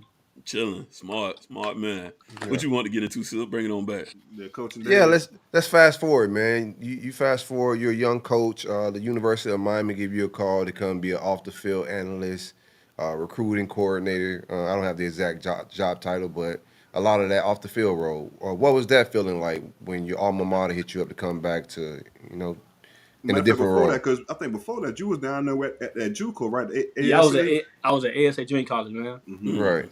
Yeah, so I got into coaching, man. Just off the humble, man. I was at a high school game, with my boy B Harris, and I ran to Coach Shannon, and he was like, man, if he said, what you doing right? I said, right now, I'm just being a dad, and I'm just chilling, man, taking my son to school, man. I'm about to like open up a shoe store, but other than that, I'm just chilling. He was like, man, do I know about getting into coaching? I was like, not really. I said, but it's something I interested in. So at the time, he was at Florida. So he tried to we talked about the whole time. He was like, man, I'm trying to bring you as a GA, up here, but let's stay in contact. Man, obviously they got let go, and they kind of folded. And but I had one of my good friends named Jeff Eugene, was at ASA. He brought me on over there. So I did a year at ASA, and then I went to the coach convention and ran to Coach Diaz and Coach Bandon up there. They were like, man, we heard great things about you. Everybody in the community always talk good about you. And they bring a name up. Like, how would you like to come coach for us? And mine, I'm like, man, shit, that's what's up. Like, I'm definitely down for that. So I'm forever, grateful for Coach Bandon and Coach Diaz for breaking me into the coaching world, because they ain't have to do that. They could have said, go somewhere else and come back, but they brought me on there, and I was excited, man. To tap out my, my alma mater, in different ways, coaching, recruiting. It was good, man. It was definitely, at first it was kind of like it was a shock. I'm like, hold on, man. Like, these hours is different. Like, them boys stayed like 11, 10 at night. I'm like, hold on, man. I'm used to being at ASA. I'm done that too. So, but it was, I got adjusted to it real fast, and it was good, man. Just being home and seeing things from a different perspective. From first being a player and now a coach, it was something that I really enjoyed, man. And, you've been heralded throughout the definitely throughout the Big Three as being a great recruiter. All of our fan bases give you that credit, man. What do you kind of credit that to yourself? Man, y'all, man, I ain't nothing, dog. I'm just I ain't nothing, man. That's one thing one can't say. And as a Florida State fan, you my guy, and I was rooting for you to bring some guys, man. I'm like, God damn, bro, you bring a little bit too many guys down there. It's got a little bit too much interest. The streets be talking, DVD. No, man. What is it? Personality? What is your personable? I just think, man, it's who I am, man. This who I am all the time, man. I ain't gonna never change, and I try to tell the kids that once you get here, man, I ain't gonna change. I'm gonna always be DVD. I'm gonna get on you. I'm gonna coach you hard, but I'm gonna love you harder. I'm always do that. And I think I have a different perspective from recruiting these kids, because I was once in their shoes. I understand, man, they don't want to be bugged every day, man. They shorties, man. You got to think about it. 17-year-old kids, 18-year-old kids, they don't want to talk to no 35-year-old, 30-year-old man every day. You got to pretty much, like, find time to hit them, just to see when you call them, you can't talk about ball every time. And I ain't finna get them boys too many gems right now. Some boy can use it against me. But, yeah. Right. Don't give your juice away a little bit. You get what I'm saying? Like, it's something, you got sometimes put yourself in their shoes, they kids. Like, I got a 12-year-old son, like, he helped me out a lot. I be like, hey, man, who's the who in rapping, man? So I can, like, talk to this shorty about this dude, like, and my son, he kind of, like, he hip to all these shorties, so he know, like, he follow on Instagram, they know him. So it's like, it's a bonus having a 12-year-old son, because they be like, man, you DJ's dad. I'm like, shit, I be DJ's dad as long as you come to Miami. Right. Like, you know what I'm saying? So, but, like, it's cool. I just feel like I just have a different perspective, and I've been in their shoes, and I understand, like, man, it's more about football with these kids, man. It's about building relationship and, like, showing them who you are, especially the parents.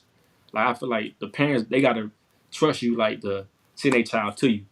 Like, man, like, if they don't trust you, man, you dead. You dead. You dead in the water. You dead in the water, man. And I think that's the key, man. Winning over the parents, So that's that's about it, man. I ain't gonna get them boys. That's it. That's all we need. That's all we need, brother. Yeah. So I'll be trying to rehire you soon. So, what's it Nah, like let's for you to have your son DJ? You know, his name ringing bells already. What's that like? You know, for them to be familiar with your boy and for him to be, you know, early. He's young. What, 12, right? He's 12, yeah. Yeah. So you know he'll be coming into that process probably in the next couple of years. Yeah. How's that being DJ's dad? Man, it's awesome, man. You know, he been there every step of the way with me, man. I had him my last year in college, so he been there through the ups and the downs, you know, everything. So me and him had like a relationship, but it's a father-son, but like a big brother, little brother at the same time. Mm-hmm. And like a lot of those kids know him because they play the same part, you know, that little league stuff, man. You know, he played with the guy from Purple Machine. You know, all those guys, y'all know what I'm talking about. He played with them. You know what I'm saying? So they look at him like a little brother, you know. So it's like he know them, you know, and they know him, and he know a lot of guys that's pretty much just recruiting, and like it's awesome, man. I can't wait till he get to that stage. You know, if God bless him to be one of those top guys get recruited, man. You know, hopefully he give me a shot, man. I know he's gonna be hell, you know, because he already told me where he going there. I'm like, bro, what's his top schools, man? He trying to go to Florida State? He'll man, know, y'all want to ask him yourself, man. That's shorty, that different, man. He right there. Man, he in this room. Hey, DJ. I got a Gator offer for him if you want one. No, go ahead. Hey, that's shorty, that different, man. He probably. Let's see. I'm gonna guess. I want y'all to guess. Oregon. I'm gonna guess Man, Oregon. You got Bama, Georgia, that type of shenanigans, bro. Who DJ, winning? come here. Who winning? Come here. I can tell you right now, he got the shirt he got on right now. Gave it away. Tell them, boy, where you going at? Your top 5. Oh man, we gotta flip you, bro. Florida, Alabama, LSU, and okay. Tennessee. Man, it's okay. Tennessee in there? All right. What's up, man? That's what's up. I like that top 5. We're gonna break his top 5 on the timeline. Right. We got first 2028 top 5. Oh man, thank you, bro. We appreciate that opportunity, man. Yeah, man. He definitely like he give me little nuggets, you know, on how to recruit these shorties, man. So I definitely owe him everything. That's real. So you get you're off field with Manny. Then 1 year Manny said, all right, nah, let's make some changes, and he bring you on field. How was that 1 year like to being on field? You know, coming from, because it's a different aspect from coaching off field to coaching on field.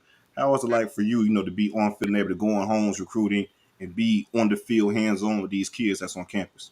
Man, it was good, man. You know, it was a blessing. You know, I was actually going to Utah State, you know, with Bender. And Manny kind of like say, look, bro, you got to stay home, man. Like this, I see the future for you here.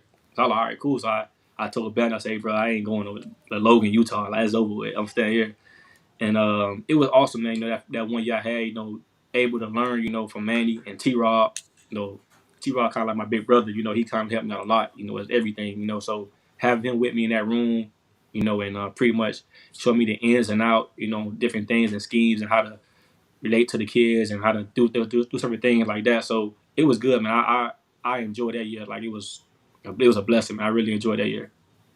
What was, speaking of Manny, so he's let go and he has to exit. The exit was kind of like, you know, controversial. What was that like, watching Manny Diaz, the guy to get your opportunity, the way he left Miami? You know, there was a transition. What was your vibes like at that moment? Man, it was kind of like, you know, it was weird, man, because I was actually with him on the road, you know, when everything was going down. You know, like, you know, him getting the call and, you know, because at first he was in limbo. He was like, man, he going to stay. And then, you know, the next day, like, he don't know if he going to stay. So it's like, we was going back and forth. It was me, him, and T-Rob on the road. And it was like, man, like, this is crazy. But once he got let go, man, it was like, all right, what's next? You know, and me and him spoke, you know, for a limp one day. He was like, man, look, DVD, like, don't let this, you know, affect you. You know, you got a bright future in this coaching thing, man. You know, like, you gonna be the next superstar in this business, man, because you can coach, you can recruit everything. So we talked about it for probably like 45 minutes on the hour. He was kind of, you know, obviously he was kind of hurt and devastated about it, how everything went down. And but he gave me some good words of advice, man. You know, we still talk every now and then. But once he got let go, it was like, damn, like that's part of the business. You know, I was kind of like in the shock, but I kind of heard things about it. You know how this thing would play out. But it was actually happening right in front of me, so I had to adjust, and that's what it was, man. Speaking of business, you know, now you over at FIU. Sorry let's about that. back up a little bit, bro. Let's back up a little bit. Where you All taking? right. Yeah, let's back up a little bit. So Mario was hired, and then Mario made this decision to put you off field. How did that ball well with you? And what was your feelings like during that time being on field and then being put back off field? Man, to be honest, man, you know, it was different. It was weird. It was kind of like it was something I wasn't really expecting, you know. But I had an opportunity with FIU last year. They offered me the job last year. Right. And I was like, man, you know, I'm gonna stay here. You know, I'm gonna better myself. You know, I'm gonna do what I got to do, and hopefully, man, I get an opportunity to coach the corners here at Miami. You know, so I told Coach McIntyre, I say, look, Coach, man, you know, this is something. It's my alma mater, man. You know, it's something I want to do. And he was cool with it. You know, we kind of kept in contact. You know, through the season, and I stayed. So now I stayed in that role. I was like, okay, that's the new role I'm in. I'm gonna do my best to my abilities, man. What they need me to do. And pretty much and let the chips fall where they lay at the end of the season and see where it goes. And obviously it didn't end how I wanted to end, but you know that's part of life. So I had to move on with FIU. I'm excited, man. You know, for the opportunity I got.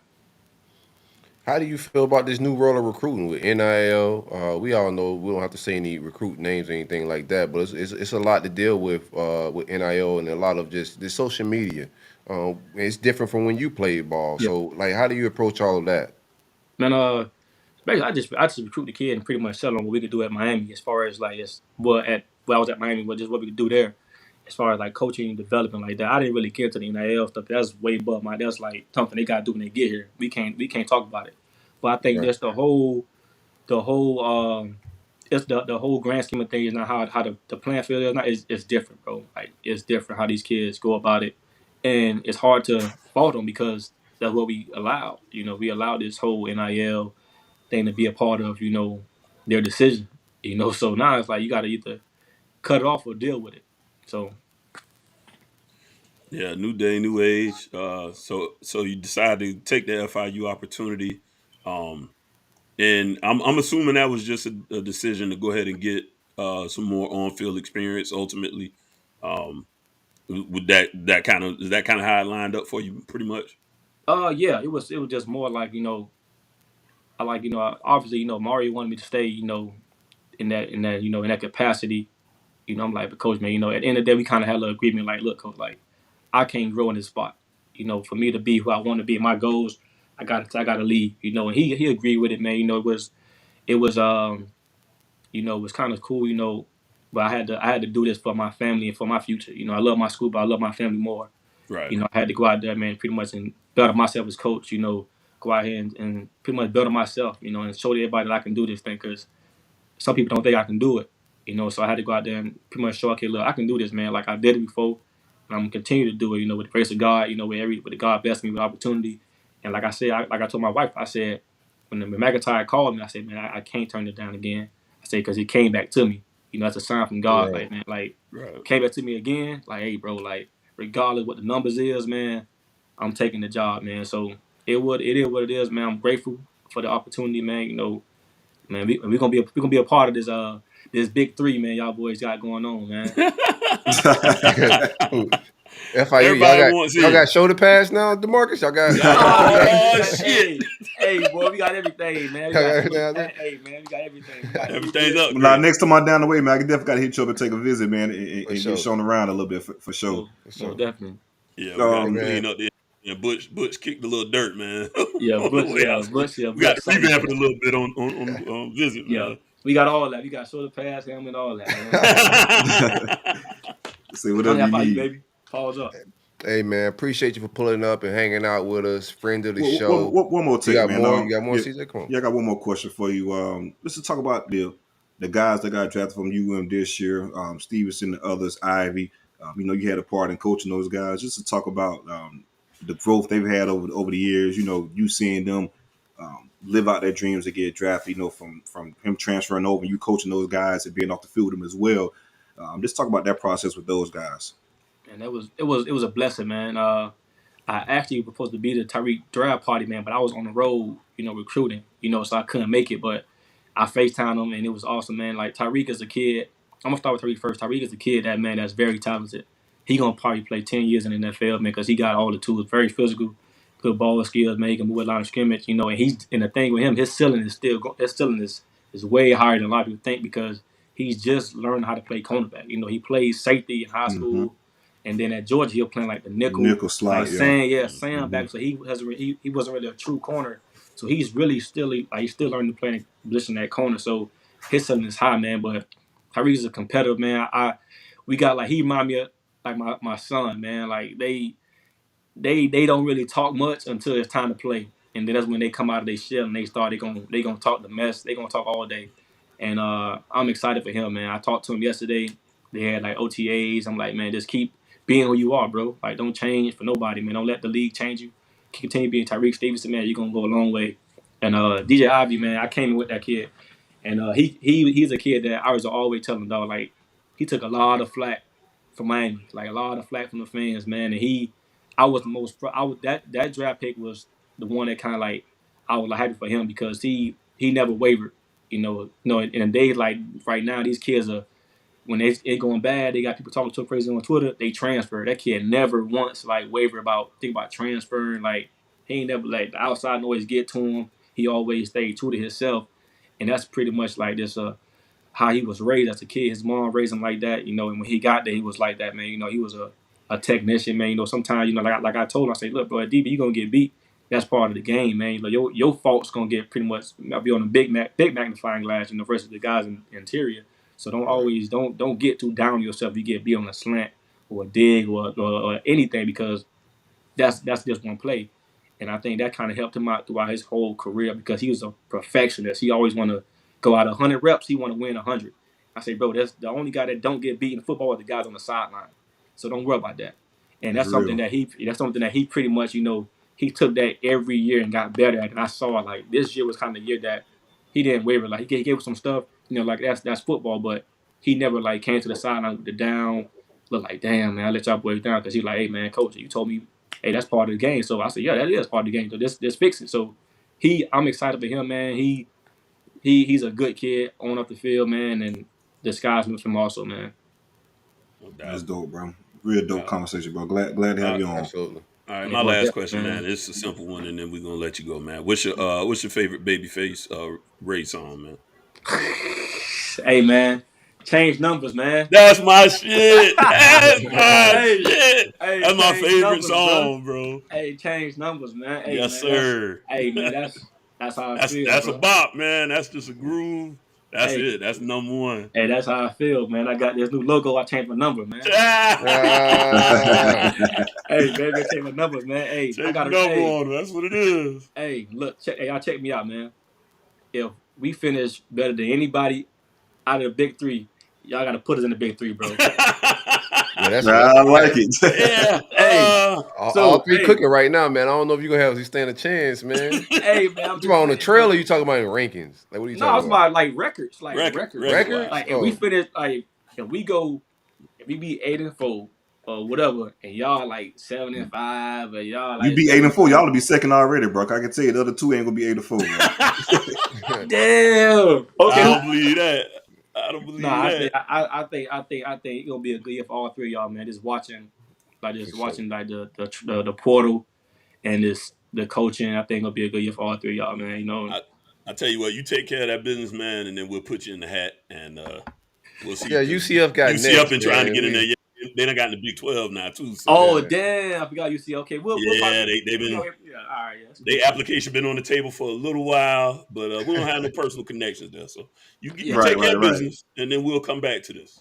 Right. I got you, man. You might change his tune after Miami need a new DB coach next year. You might just be like, nah, man, don't worry about it, man. I think we got one next year. We'll see. Let time do what it do. Oh, definitely, man. I appreciate y'all boys, man. Appreciate you, brother. It's been a pleasure coming through, man. Got you. All right. That's Demarcus Van Dyke, a Big 3 legend, kicking it with us on the roll-up. I appreciate that dope conversation. One time for the great folks at State Farm, Alan Horne Insurance. Be sure to visit alanhorneinsurance.com. He's a State Farm provider, or you can give him a call at 706-692-2888. Anything you may need insured in Florida, Georgia, Tennessee, and Alabama. Life insurance, home insurance, trailer. Ain't nobody insuring no trailer. No, a trailer that you pull your motorcycle on. Oh, I was just about to say, it is what it is when you're in the trailer. Yeah. Roll the dice. I remember I lived in the trailer and a tree fell on it. That was it. We was gone. Yeah, likewise, man. Trailer life was terrible in a rainstorm, bro. Well, I like the sound of it, but yeah, I know what you mean. Your ass living right. I know what you mean, though. Thing be flimsy as hell when that wind hit, when the real wind hit. Man, I was in Atlanta. That was when Katrina was coming, and I came back and it was over with. That's when I lived in Pensacola. Came on home and that thing was gone, man. Packed up what I could and got up out of there. Did Alan just got married?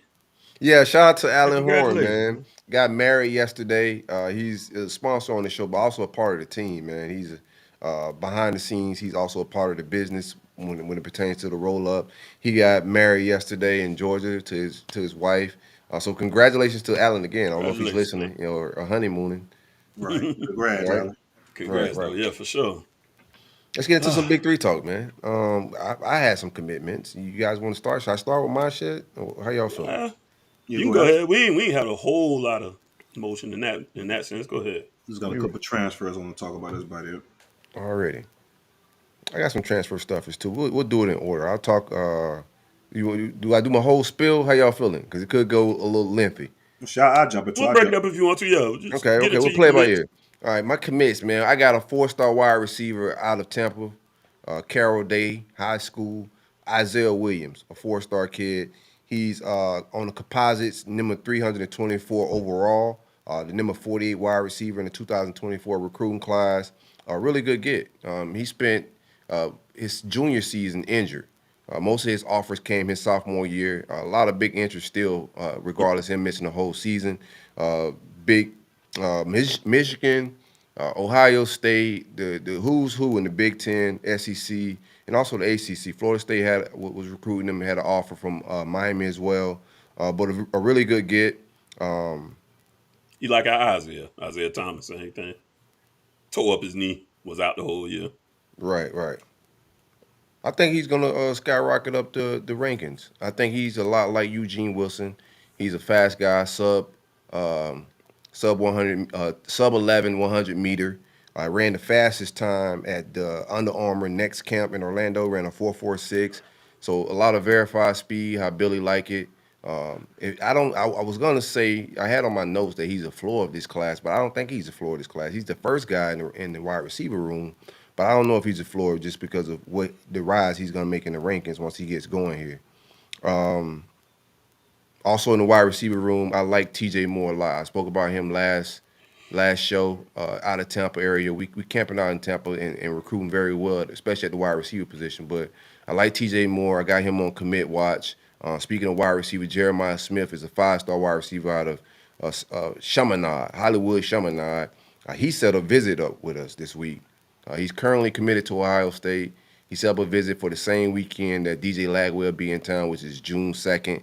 You got to be in it to win it. Glad we're getting him on campus. We'll see how it all plays out. But right now, I think Billy Gonzalez is doing a good job with wide receiver recruiting. He getting speedster, not just big bodies that he was getting while he was with Dan Mullen. So good start. We still have, I think, Mario Carver is another receiver that I like. Jeray Hawkins is another receiver we're in on out of IMG. Carver is a guy that we could possibly get right now, but we're holding off to see, what. We're only going to take 3, maybe 4 this cycle. So that's a guy that's ready to commit, and I don't think we're going to take him right now. So he may end up popping to Auburn if we take too long. But other than that, very good get by the staff, man. Our recruiting average right now is 94.04. When it pertains to average, we're second in the country, only behind Georgia. So creme de la creme, top shelf stuff that Billy's bringing in so far. Very good. That was the Jeremiah thing was interesting. I saw that pop up on the timeline.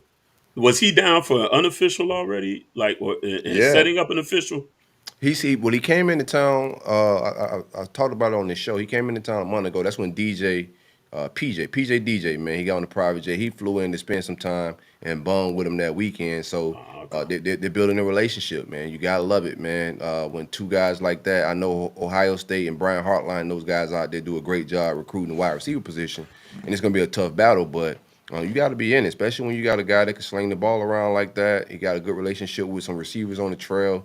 Just get him on campus and see what they do. We're not desperate at wide receiver, but you want to swing your bat at the top guy, especially when they're in your state, man. Oh, absolutely. Yeah, you got, I mean, worst he could tell you is no. But you got to get him on campus, and you miss 100% of the shots you don't take. So I thought that was an interesting development. I don't think we're going to be able to claw our way back in that, thanks to Big Mouth fans. Congratulations, you won. That's what we should have asked. That's what we should have asked, bro, about the tweet. The tweet. Oh, we missed one, man. The fans, the Rabbit fans, bro. And this was literally about Jeremiah too, wasn't it? It was about Jeremiah. Yeah. You played yourself. You don't think Miami could get back into that recruiting? I hope they can. Nah, I mean, I say that kind of tongue in cheek. I kind of took what Wilfong said too. Is they do a great job recruiting out there. Heartline's a monster. They got such a pedigree right now in the NFL. It's gonna be a hard pull. They're not gonna quit. We know that. CJ will tell you.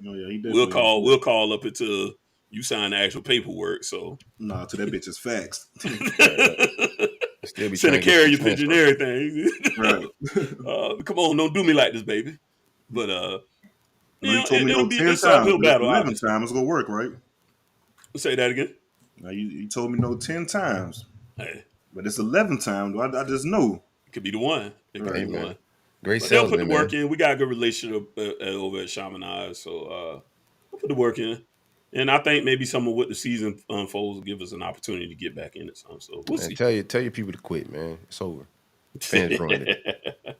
We also got a commitment from a transfer in the transfer portal, which was a big need. I've been talking that I want a veteran safety to go into my safety room.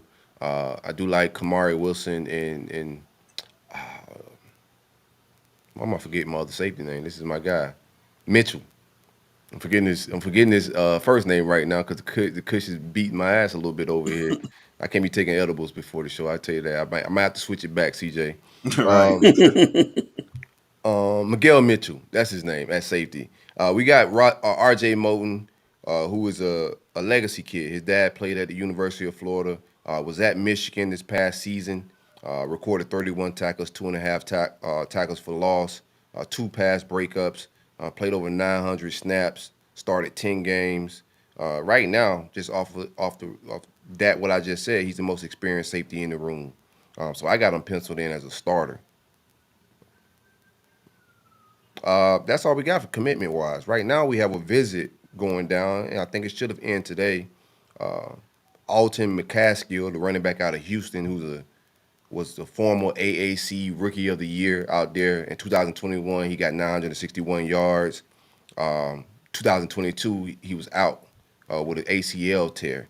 He came back last month, had a good spring. Actually, Dana Holgerson and the folks over there was actually shocked that he entered the transfer portal. But a very good guy that if we could possibly get him. He's originally from Texas. So it's also odd that he's leaving. It's got to be a lot of NIL stuff. He got some good offers. The recruiting nerds are saying he's one of the best running backs in the portal, if not one or two.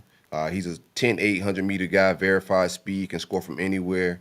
Will be a good get if we could get him. I don't know where he's at, when he's going to decide. From what I was told, he may take some more visits. But if we could pull him, he's a sophomore with 3 years to play. It will make up for the Henry Fletcher miss.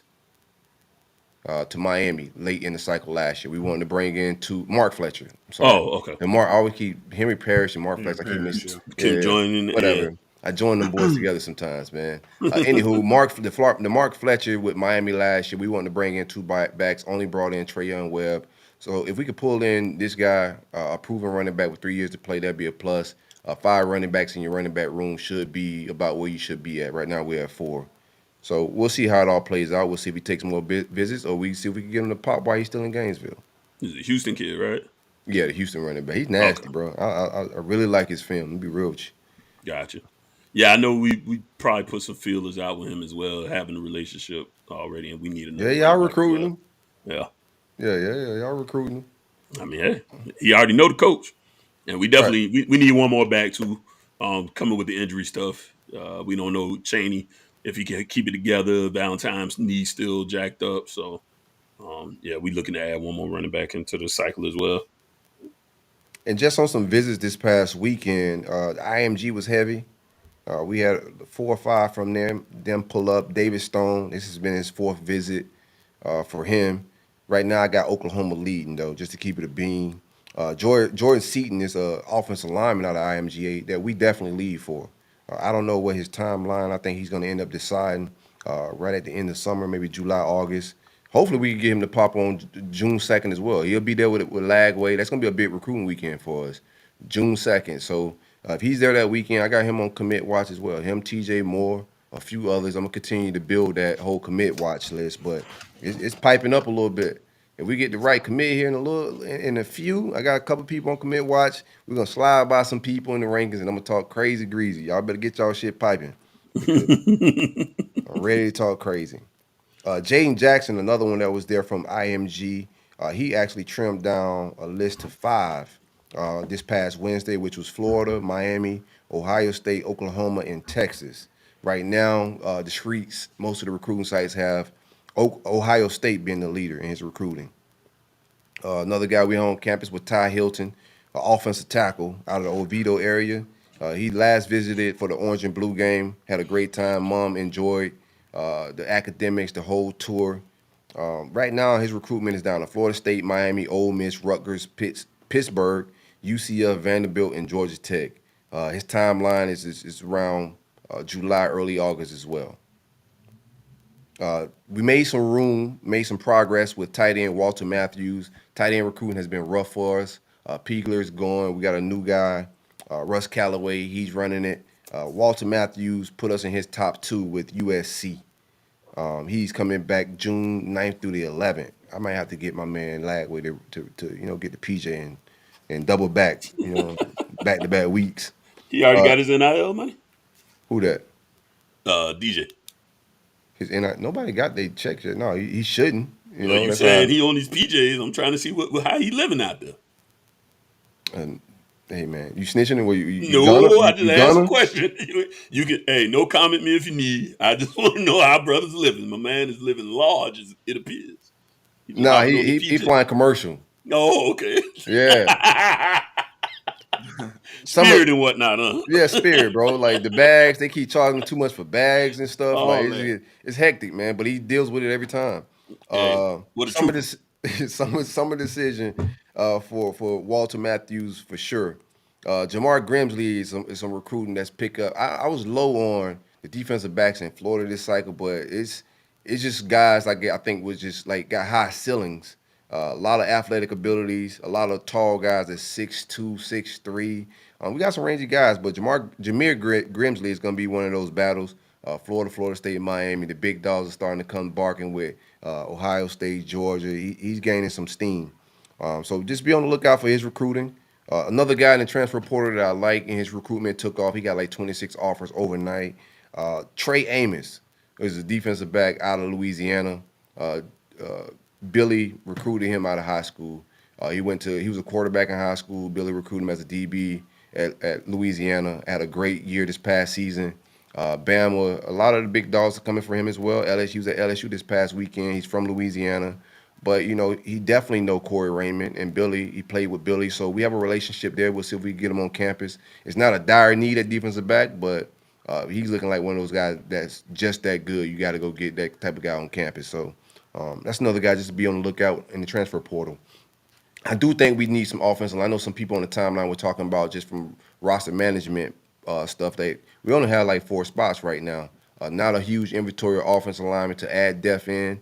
There are some pieces out there that you could go get, but nothing magnificent. Some players could transfer as a graduate later on. Transfer portal is closed, but if you're a graduate transfer, that's something you could do later on. So maybe we could find a guy like that. Do want to add some depth in the offensive line. Would like to add an outside receiver since Xavier Henderson has exited.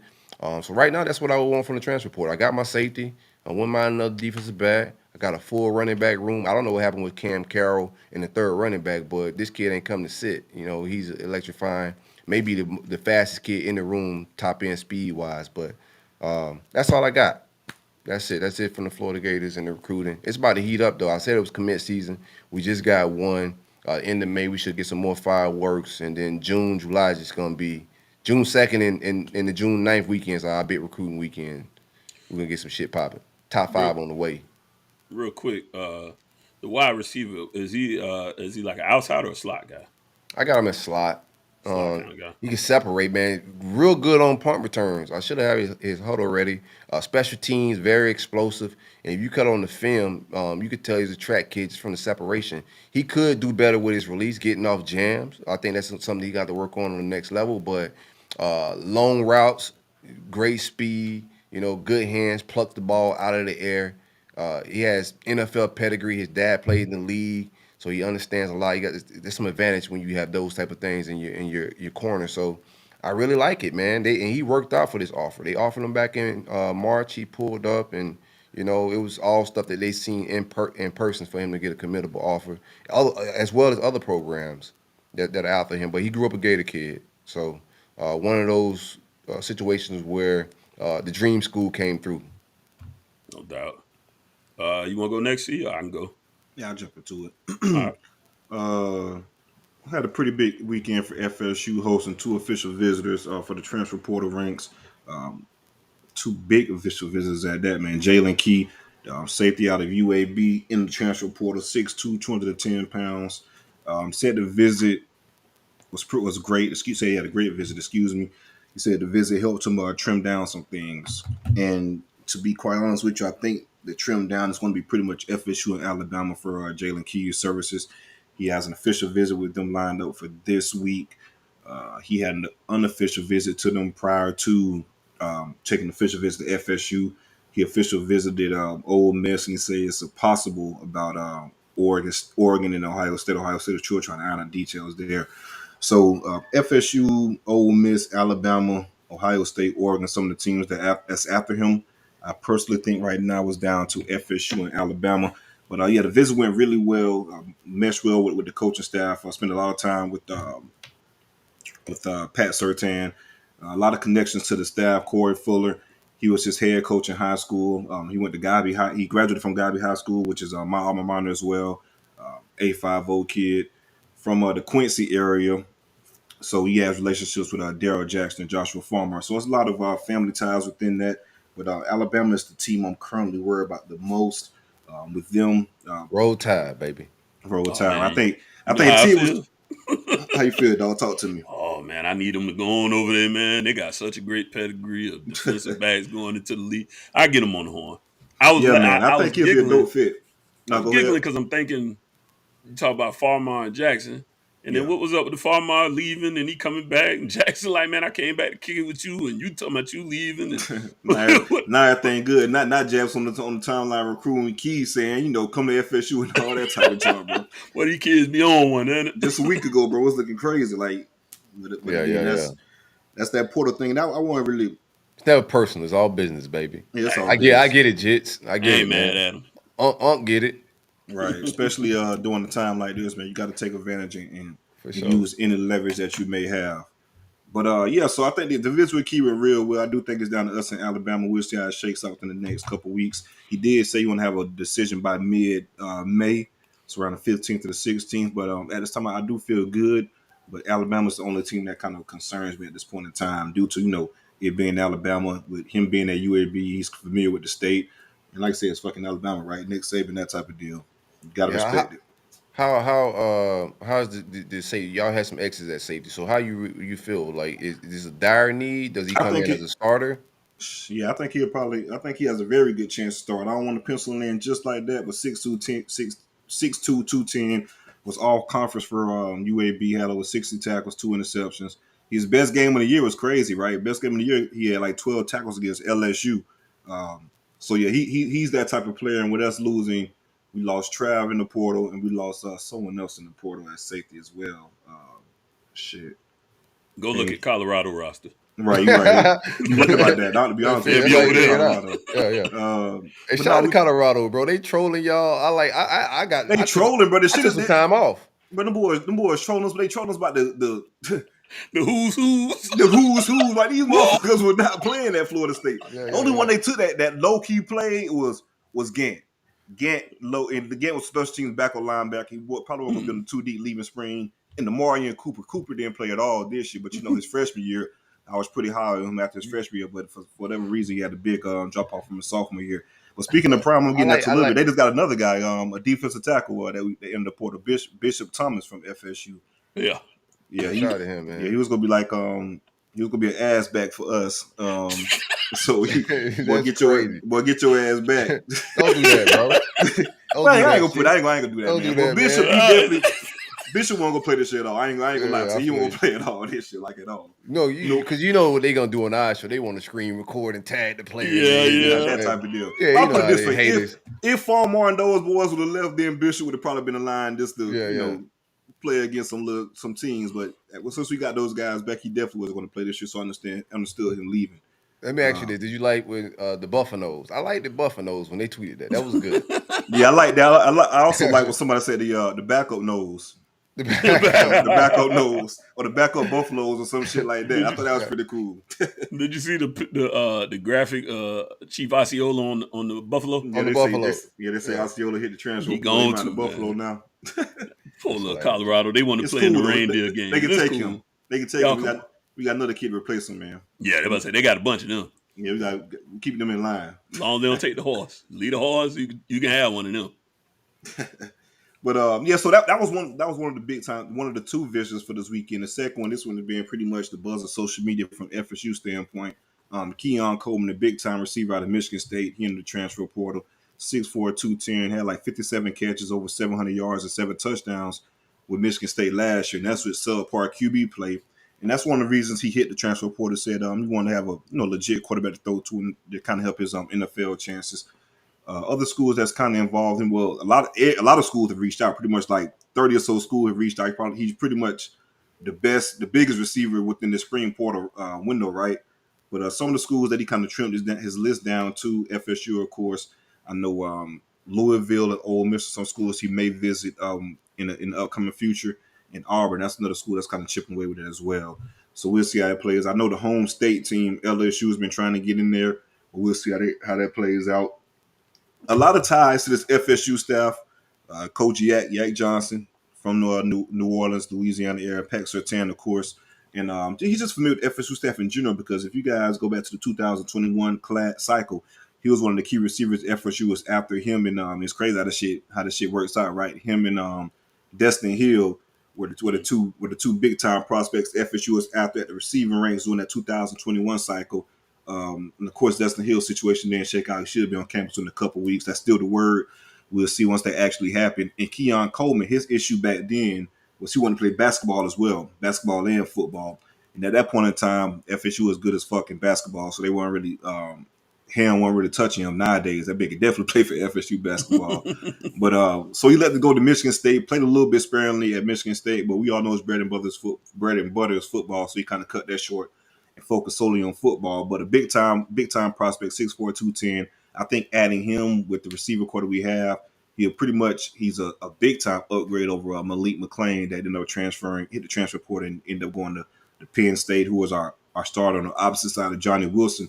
So you get a guy like Coleman in with the offense, man. I really think like that shit could take the roof off of the offense. I think the offense is going to be really good now, but you add a guy like Coleman within his frame and what the receivers could do, it could be a really explosive offense. So we'll see how that plays out. He didn't speak to the media following his visit. He had exited the side of the moor and hopped in Mike Norvell's car to go eat dinner before he leaves for big shot shit. No, that's in the shop. And I think we had put the sling shop in the shop, and if I'm not mistaken, the body shop had burned down. So so rest in peace to the sling shop, man. Not the sling shot. Yeah, man. So I think the sling shot is being put to rest. But no, he had hopped in Mike Norvell's car. He let them not to speak to the media, and when they eat dinner, to close out his official visit. So we'll see how it plays. I think Coleman's is a little different. I think his process is probably just not getting started. I think he will visit a couple more schools, but I do think FSU did a really good job this past weekend. A really good job. And shout out to Coach Jack. They did a good job. He did a good job as just continuing the relationships he built back in the past and using those Louisiana ties. So we'll see how it plays. I know Jordan Travis, he's another guy that's been pretty much recruiting Coleman really hard and trying to get him on campus, for this upcoming year. So we'll see how that plays out. Excuse me. That's pretty much all I got right now. We do got some, of course, some high school stuff coming up, but we'll get into that on the next show. Not too much from this upcoming weekend in regards to that. It was more so the focus of those two prospects. One more thing, we just spoke about Bishop Thomas. He ended up committing to Colorado. Michael Pittman not did what we pretty much expected him to do. He committed to Utah, so he'll be joining Utah for that boy gotta take an L, man. That crazy. Nah, see, only think. I ain't. Well, he gonna be ready. Yeah, he gonna be ready. But on the roster, he'll be taking the L. But I think Michael's probably going to redshirt this year, man. That hip injury has been a little slow in regards to his recovery, and I hate it for him too, man. Because you guys know, man, he was on my favorite. Yeah, he's one of your guys. Yeah, he was one of my guys, man. But I do kind of feel bad for him, and it's crazy because like digging some more information, he actually played last year, through that injury, and it kind of made it a little worse, not really getting taken care of. So I definitely feel for him and hope things work out for him at Utah, man. We might end up taking the red shirt in 2024. Will be the year that we kind of see Michael Pittman for his last year at Utah. Be 35 when you get up. You might as well just stay with y'all. Then you gonna red shirt. Yeah, but everybody gonna be gone. Like all the tweets. Yeah. I gotta get out of here, man. Yeah. You gonna be like, remember that people kind of threw that skip in the old guy. He's at school with the backpack and the hat on backwards. How you doing, little dudes? Whatever. Billy Madison out there. Yeah, Billy Madison type shit. Yeah, 21 Jump Street out there, old as hell with them chairs. Yeah, he's real close to Trav and all them boys, man. And after this year, all those guys will be gone. So, yeah, it'd be a little weird. Man, after this draft, man, I still stick by my Trav tape, man. Man, would have went third round this year. I think so too. They went crazy. I think he went third round for sure, but I do think he can go up this year, depending on what this. Yeah, because I think it's going to be Caleb in May for sure, and I think he could be late first round and second round type of guy. But we'll see how the season plays out. Yeah. But shout out to Michael for going to Utah, man. I understand it, man. The good luck to you, man. Like I said, you was my guy, dog. You did all the dirty work for us. You blocked tough, all that type of deal, man. The shit that people really didn't didn't hear. What you got? Who you got? You got a Doogie joke in the back of your mind, Larion. I see it. I was gonna let it be. Now that's another good question too, sir. Now, I see you wondering, but that's another good question too. He does leave a big punt return hole or void to fill. I do think Winston Wright would probably fill that void. He was a kick returner and punt returner at West Virginia. So to get him back from injury from that for breaking his leg from spring last year is perfect timing, to be honest with you. So I think he'll end up being our main guy at punt return this upcoming year. Yeah, and he was the car wreck kid, right? Yeah. Coming in last year, he was our best receiver coming in, like based upon coming from in the portal just from production standpoint at West Virginia previously. So we can see if he could bounce back to his old form. But I do think he'll end up being our main returner for kicks and punts. That's what's up. Before Larion gets started, man, y'all pound that like button, comment, beef in the comments, do everything y'all gotta do. We appreciate y'all for pulling up and hanging out with us. We're gonna be doing this each and every Sunday. Also, go follow us on Instagram, man. We keep the content flowing. If you can't keep up with all our Twitters, if you don't have a Twitter, my man Lion does a good job of keeping the story going and capturing the vibes of Twitter and all that. And also, real quick, we're gonna be in the studio this weekend. So any questions, we're getting our confessionals back off. We're going to get some of that off this weekend back in the studio. So any questions y'all want in the confessionals, shoot it to either one of us on this show or the podcast Twitter account, and we'll discuss that this weekend in the studio doing confessionals and keep the content flowing, man. What you got, Larion? Alrighty. Let's get on down to Coral Gables, the other Miami. That's Loadmore section of the show. Yeah, all right. We'll start with a couple of all-field hires. We hired Mark St. Felix. He's coming from North Alabama. He worked with Lance Guidry, and basically he's going to be taking DVD spots. So perfect timing on that one, right? And we also added Tia Joseph. She's going to be director of recruiting operations. She's coming over from Texas A&M. So, she was, supposedly real instrumental in helping those guys get that class put together over there as well. Hopefully we can keep it together if things go as well for us. So just a couple of off fields. As Silk mentioned earlier, Jaden Jackson, we made his top 5 with Texas, OSU, Oklahoma, and of course UF.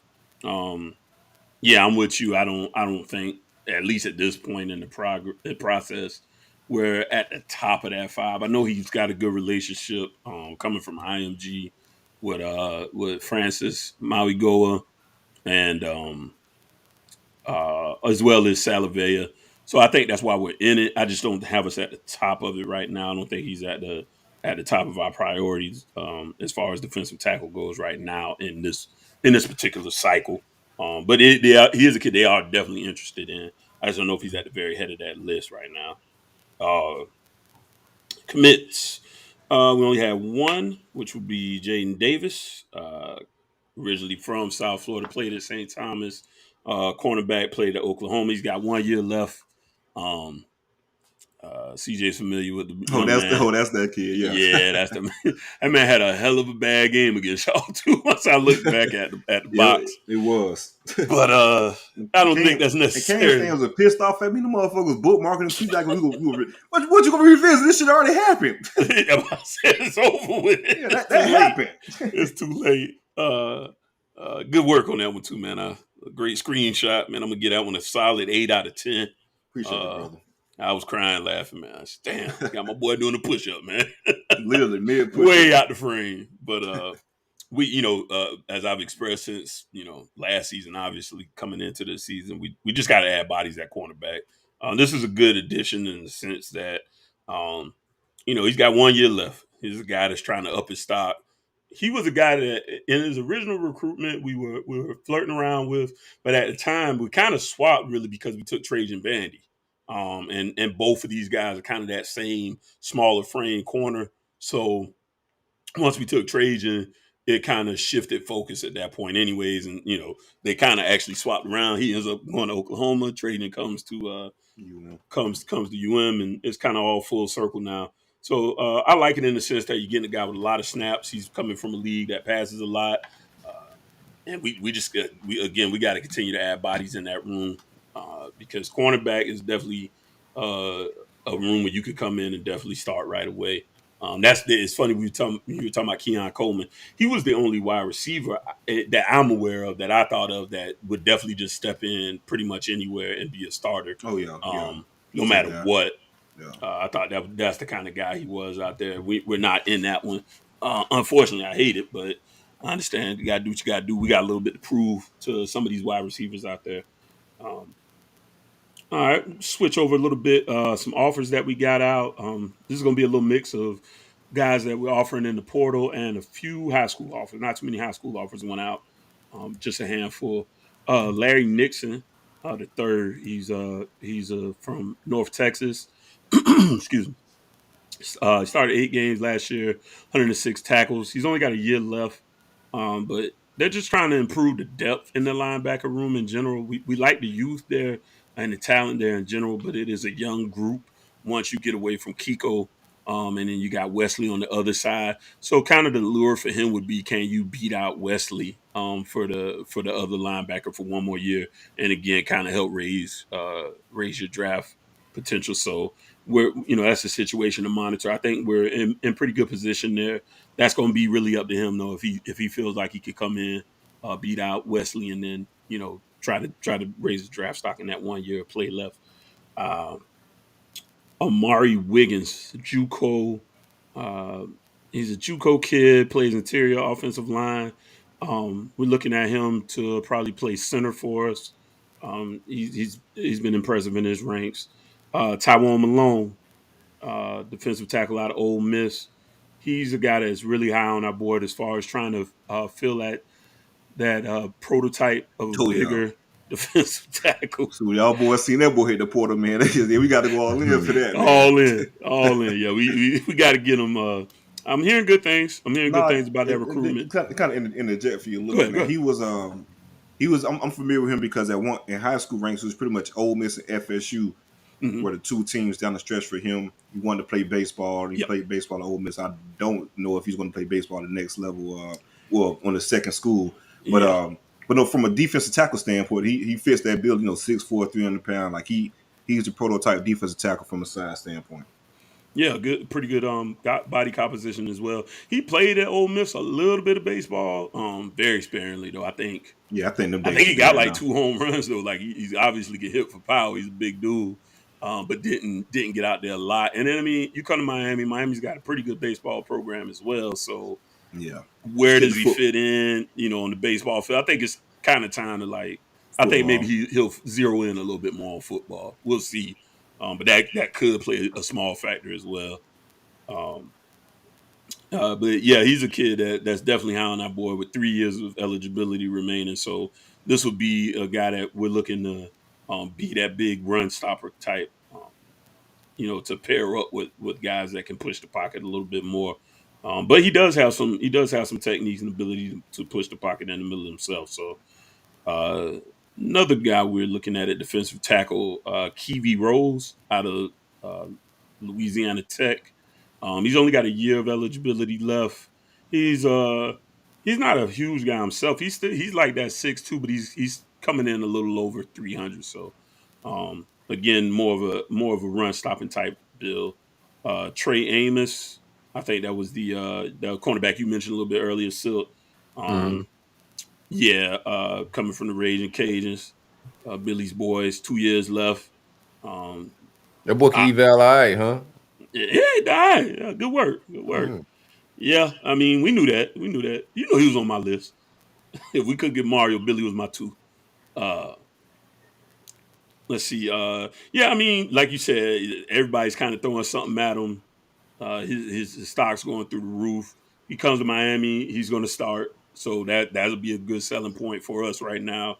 I think he started at most of these places. To be honest with you, he a dog. I was going to ask you about y'all though. You got Marshall and you probably could slide one of those guys. I got Devin Moore as our best corner. I'm just gonna keep it a bean. I think he's one, but he's also been dealing with injuries and other things. He hasn't been 100% healthy since getting injured last fall. So he possibly a guy that if you're trying to get your best 3 on the field, you can slide one of those guys inside. If promise him outside is a way to get him on campus, then cool. But you absolutely want him in the SEC, pass happy football, what things are nowadays, bruh.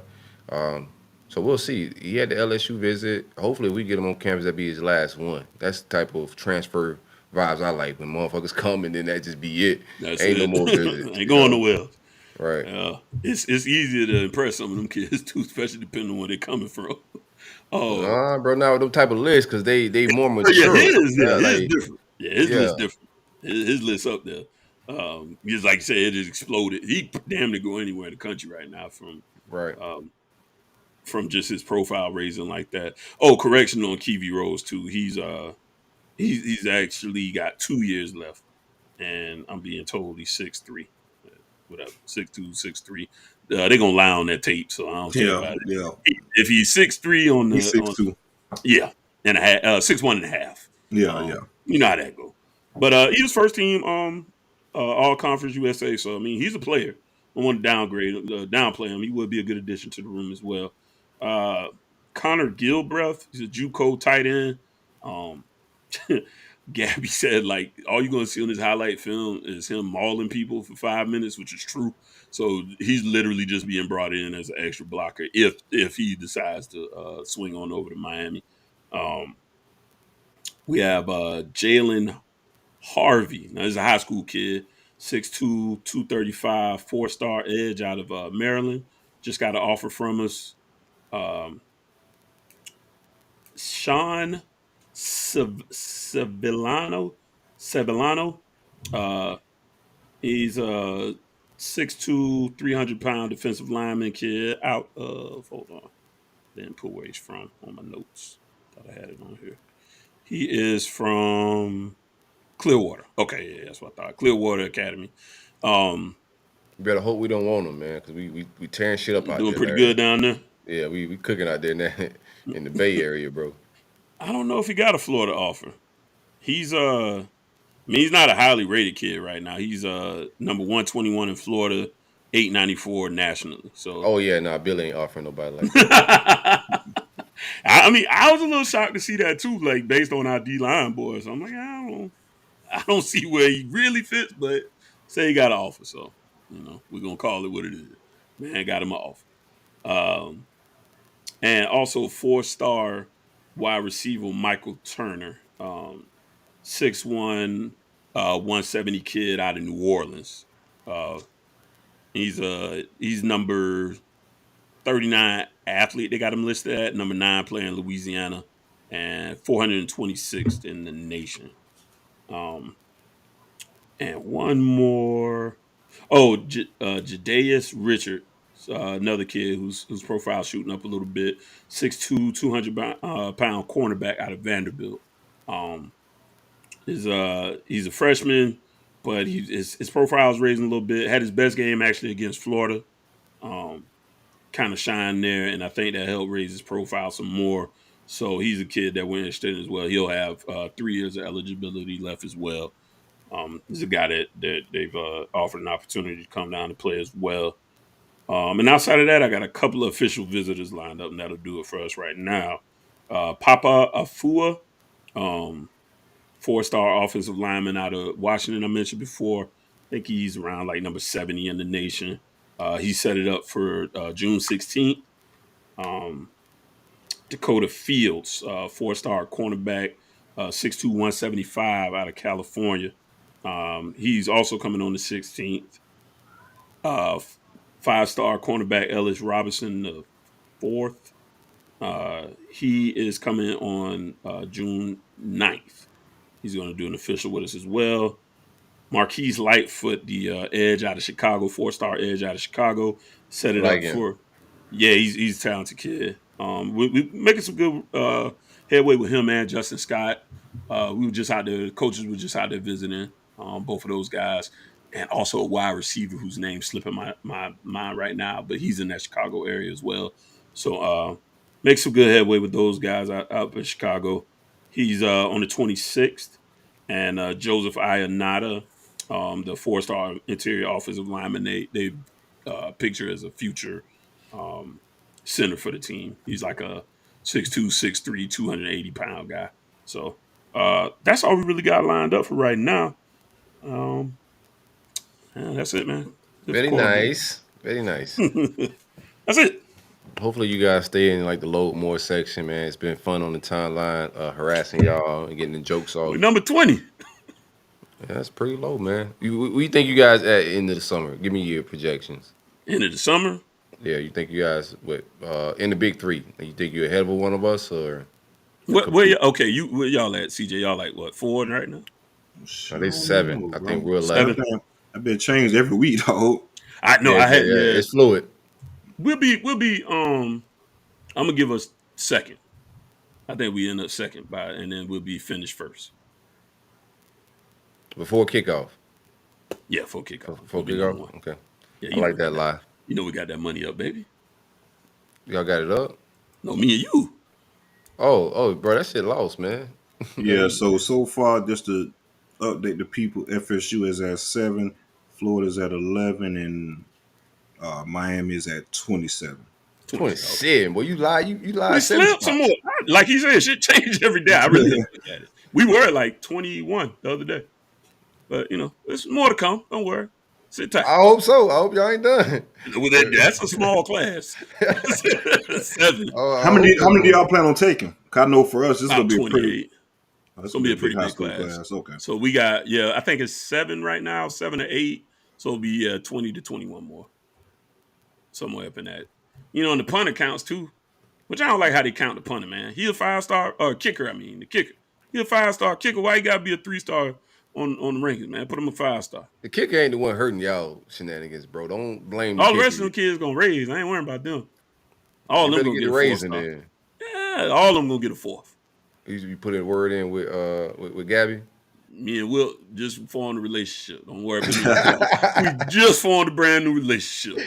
Already. I won't hold us too long, man. A very purposeful show. We got right to it. DVD hung out with us. We got into our Big 3 talk. We'll appreciate y'all for hanging out with us each and every week. Y'all boys got any shout outs?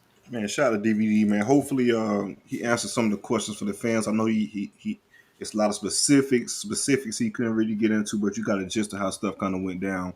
So hopefully they answered some questions in regards to the situation at Miami with the fans. He'll be bike. Yeah, I can see that too. I'm writing it. I write it now. Don't.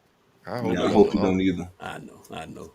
I hope you do. God bless him. I love wish my dog was in Tallahassee right now, but I understand how it went down with Sertan or whatever. I definitely wish he was in Tally right now. I like how Larion tried to slide by all the Manny stuff, though. He didn't want us to talk about none of that, bro. That was crazy.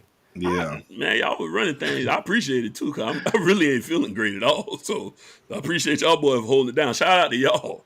Because to be honest with you, man, I've been crawled up in this bed all weekend. We had to talk about Manny in that little transition a little bit. Honestly, I kind of forgot about it, to be honest with you. And that is a bad situation. He handled it with grace. But, hey, like you said, it's part of the business, man. That's how that go. Tough deal overall, but like I said. Yeah, T-Rob was shopping, too. So, you know what I mean? It's like, he get a real chance. It was wild that he was with them on the road when it actually happened. And the T-Rob word was already out there, too, while he was on the road with the Alabama situation. So T-Rob pretty much already knew. Well, I guess T-Rob probably will leave you out anyway for Bama. He was leaving. Yeah, he was out. Yeah, he was out. He was already leaving. Yeah. But at the same time, if I think, I don't know, he'd have probably had the whole room to himself. Well, y'all got a safety coach or something like that, probably. He just didn't have the experience. That's why he's doing what he's doing. Like you said, Mario wanted him to stay again, but he's like, hey, I gotta go. Of course, they want you to stay. They always want you to stay. Yeah. Always. Nah. Some people leave. A guy like that for the low. Yeah, we got to get it off the field. Got them coaches go because my brother pretty much I had the same conversation with him at damn Clemson or whatever. Hey, go out on your own, man. Take that leap of faith. Take that chance with them coaches. Yourself, man. Yeah, if you're an asset and they paying you if you're an asset, you getting paid way below your wages. They will try to keep you as long as they can, man. Well, see, that's what he kind of mentioned in the interview too. He had to say down the bag. They was gonna give him more money. They already gave him more money. See, that's the thing, though. Because he gonna get more money on in the long run. On the back end, right? Correct. Yeah. You take a loss this year or two on the back end, is where you get your money or whatever. Minor setback for a major comeback. So you gotta see the whole forest, man, not just the tree in front of you. Bro. There you go. Yeah. Amen. All right, I don't got nothing else, man. Shout out to Babyface Ray. Shout out to everybody holding us down each and every week, man. Share our content, retweet our content, like our content. Engagement is very key to what we do, man. And we appreciate the Rollup fans for holding us down. Always love. Anything, CJ? You said it all, bro. Appreciate the love, man. Appreciate the love and support. Make sure you guys like and subscribe to the channel, man. Everything is going great as far as the engagement and the participation from the fan standpoint, man. Keep it going, man. We trying to take it to a new level. All right. I had a Miami fan tell me, bro, just to get out of here, bro. It's a business guy. But a Miami fan told me, say, hey, man, I'm going to be honest with you. The Big 3 has been terrible. The only thing that has really kept me engaged in all of this is Twitter. You guys keep it entertaining, but the football teams haven't been good in the last decade. But Twitter, keeps us all, keep it engaged. Got a job to do, baby. Got a job to do. Wow. We real fans. It's easy to walk away from this shit while it ain't good. It's easy to wait till it get good again. But, hey. This is how shit really be, though. We're going to squabble regardless. And in the reality, you're right. It's been a decade of mediocrity, but hopefully that's changing soon. Florida State on the rise, and hopefully they can maintain something. And we hopefully they can't. Not until we start maintaining. Let's get out of here. Yeah, let's get out of here. Peace.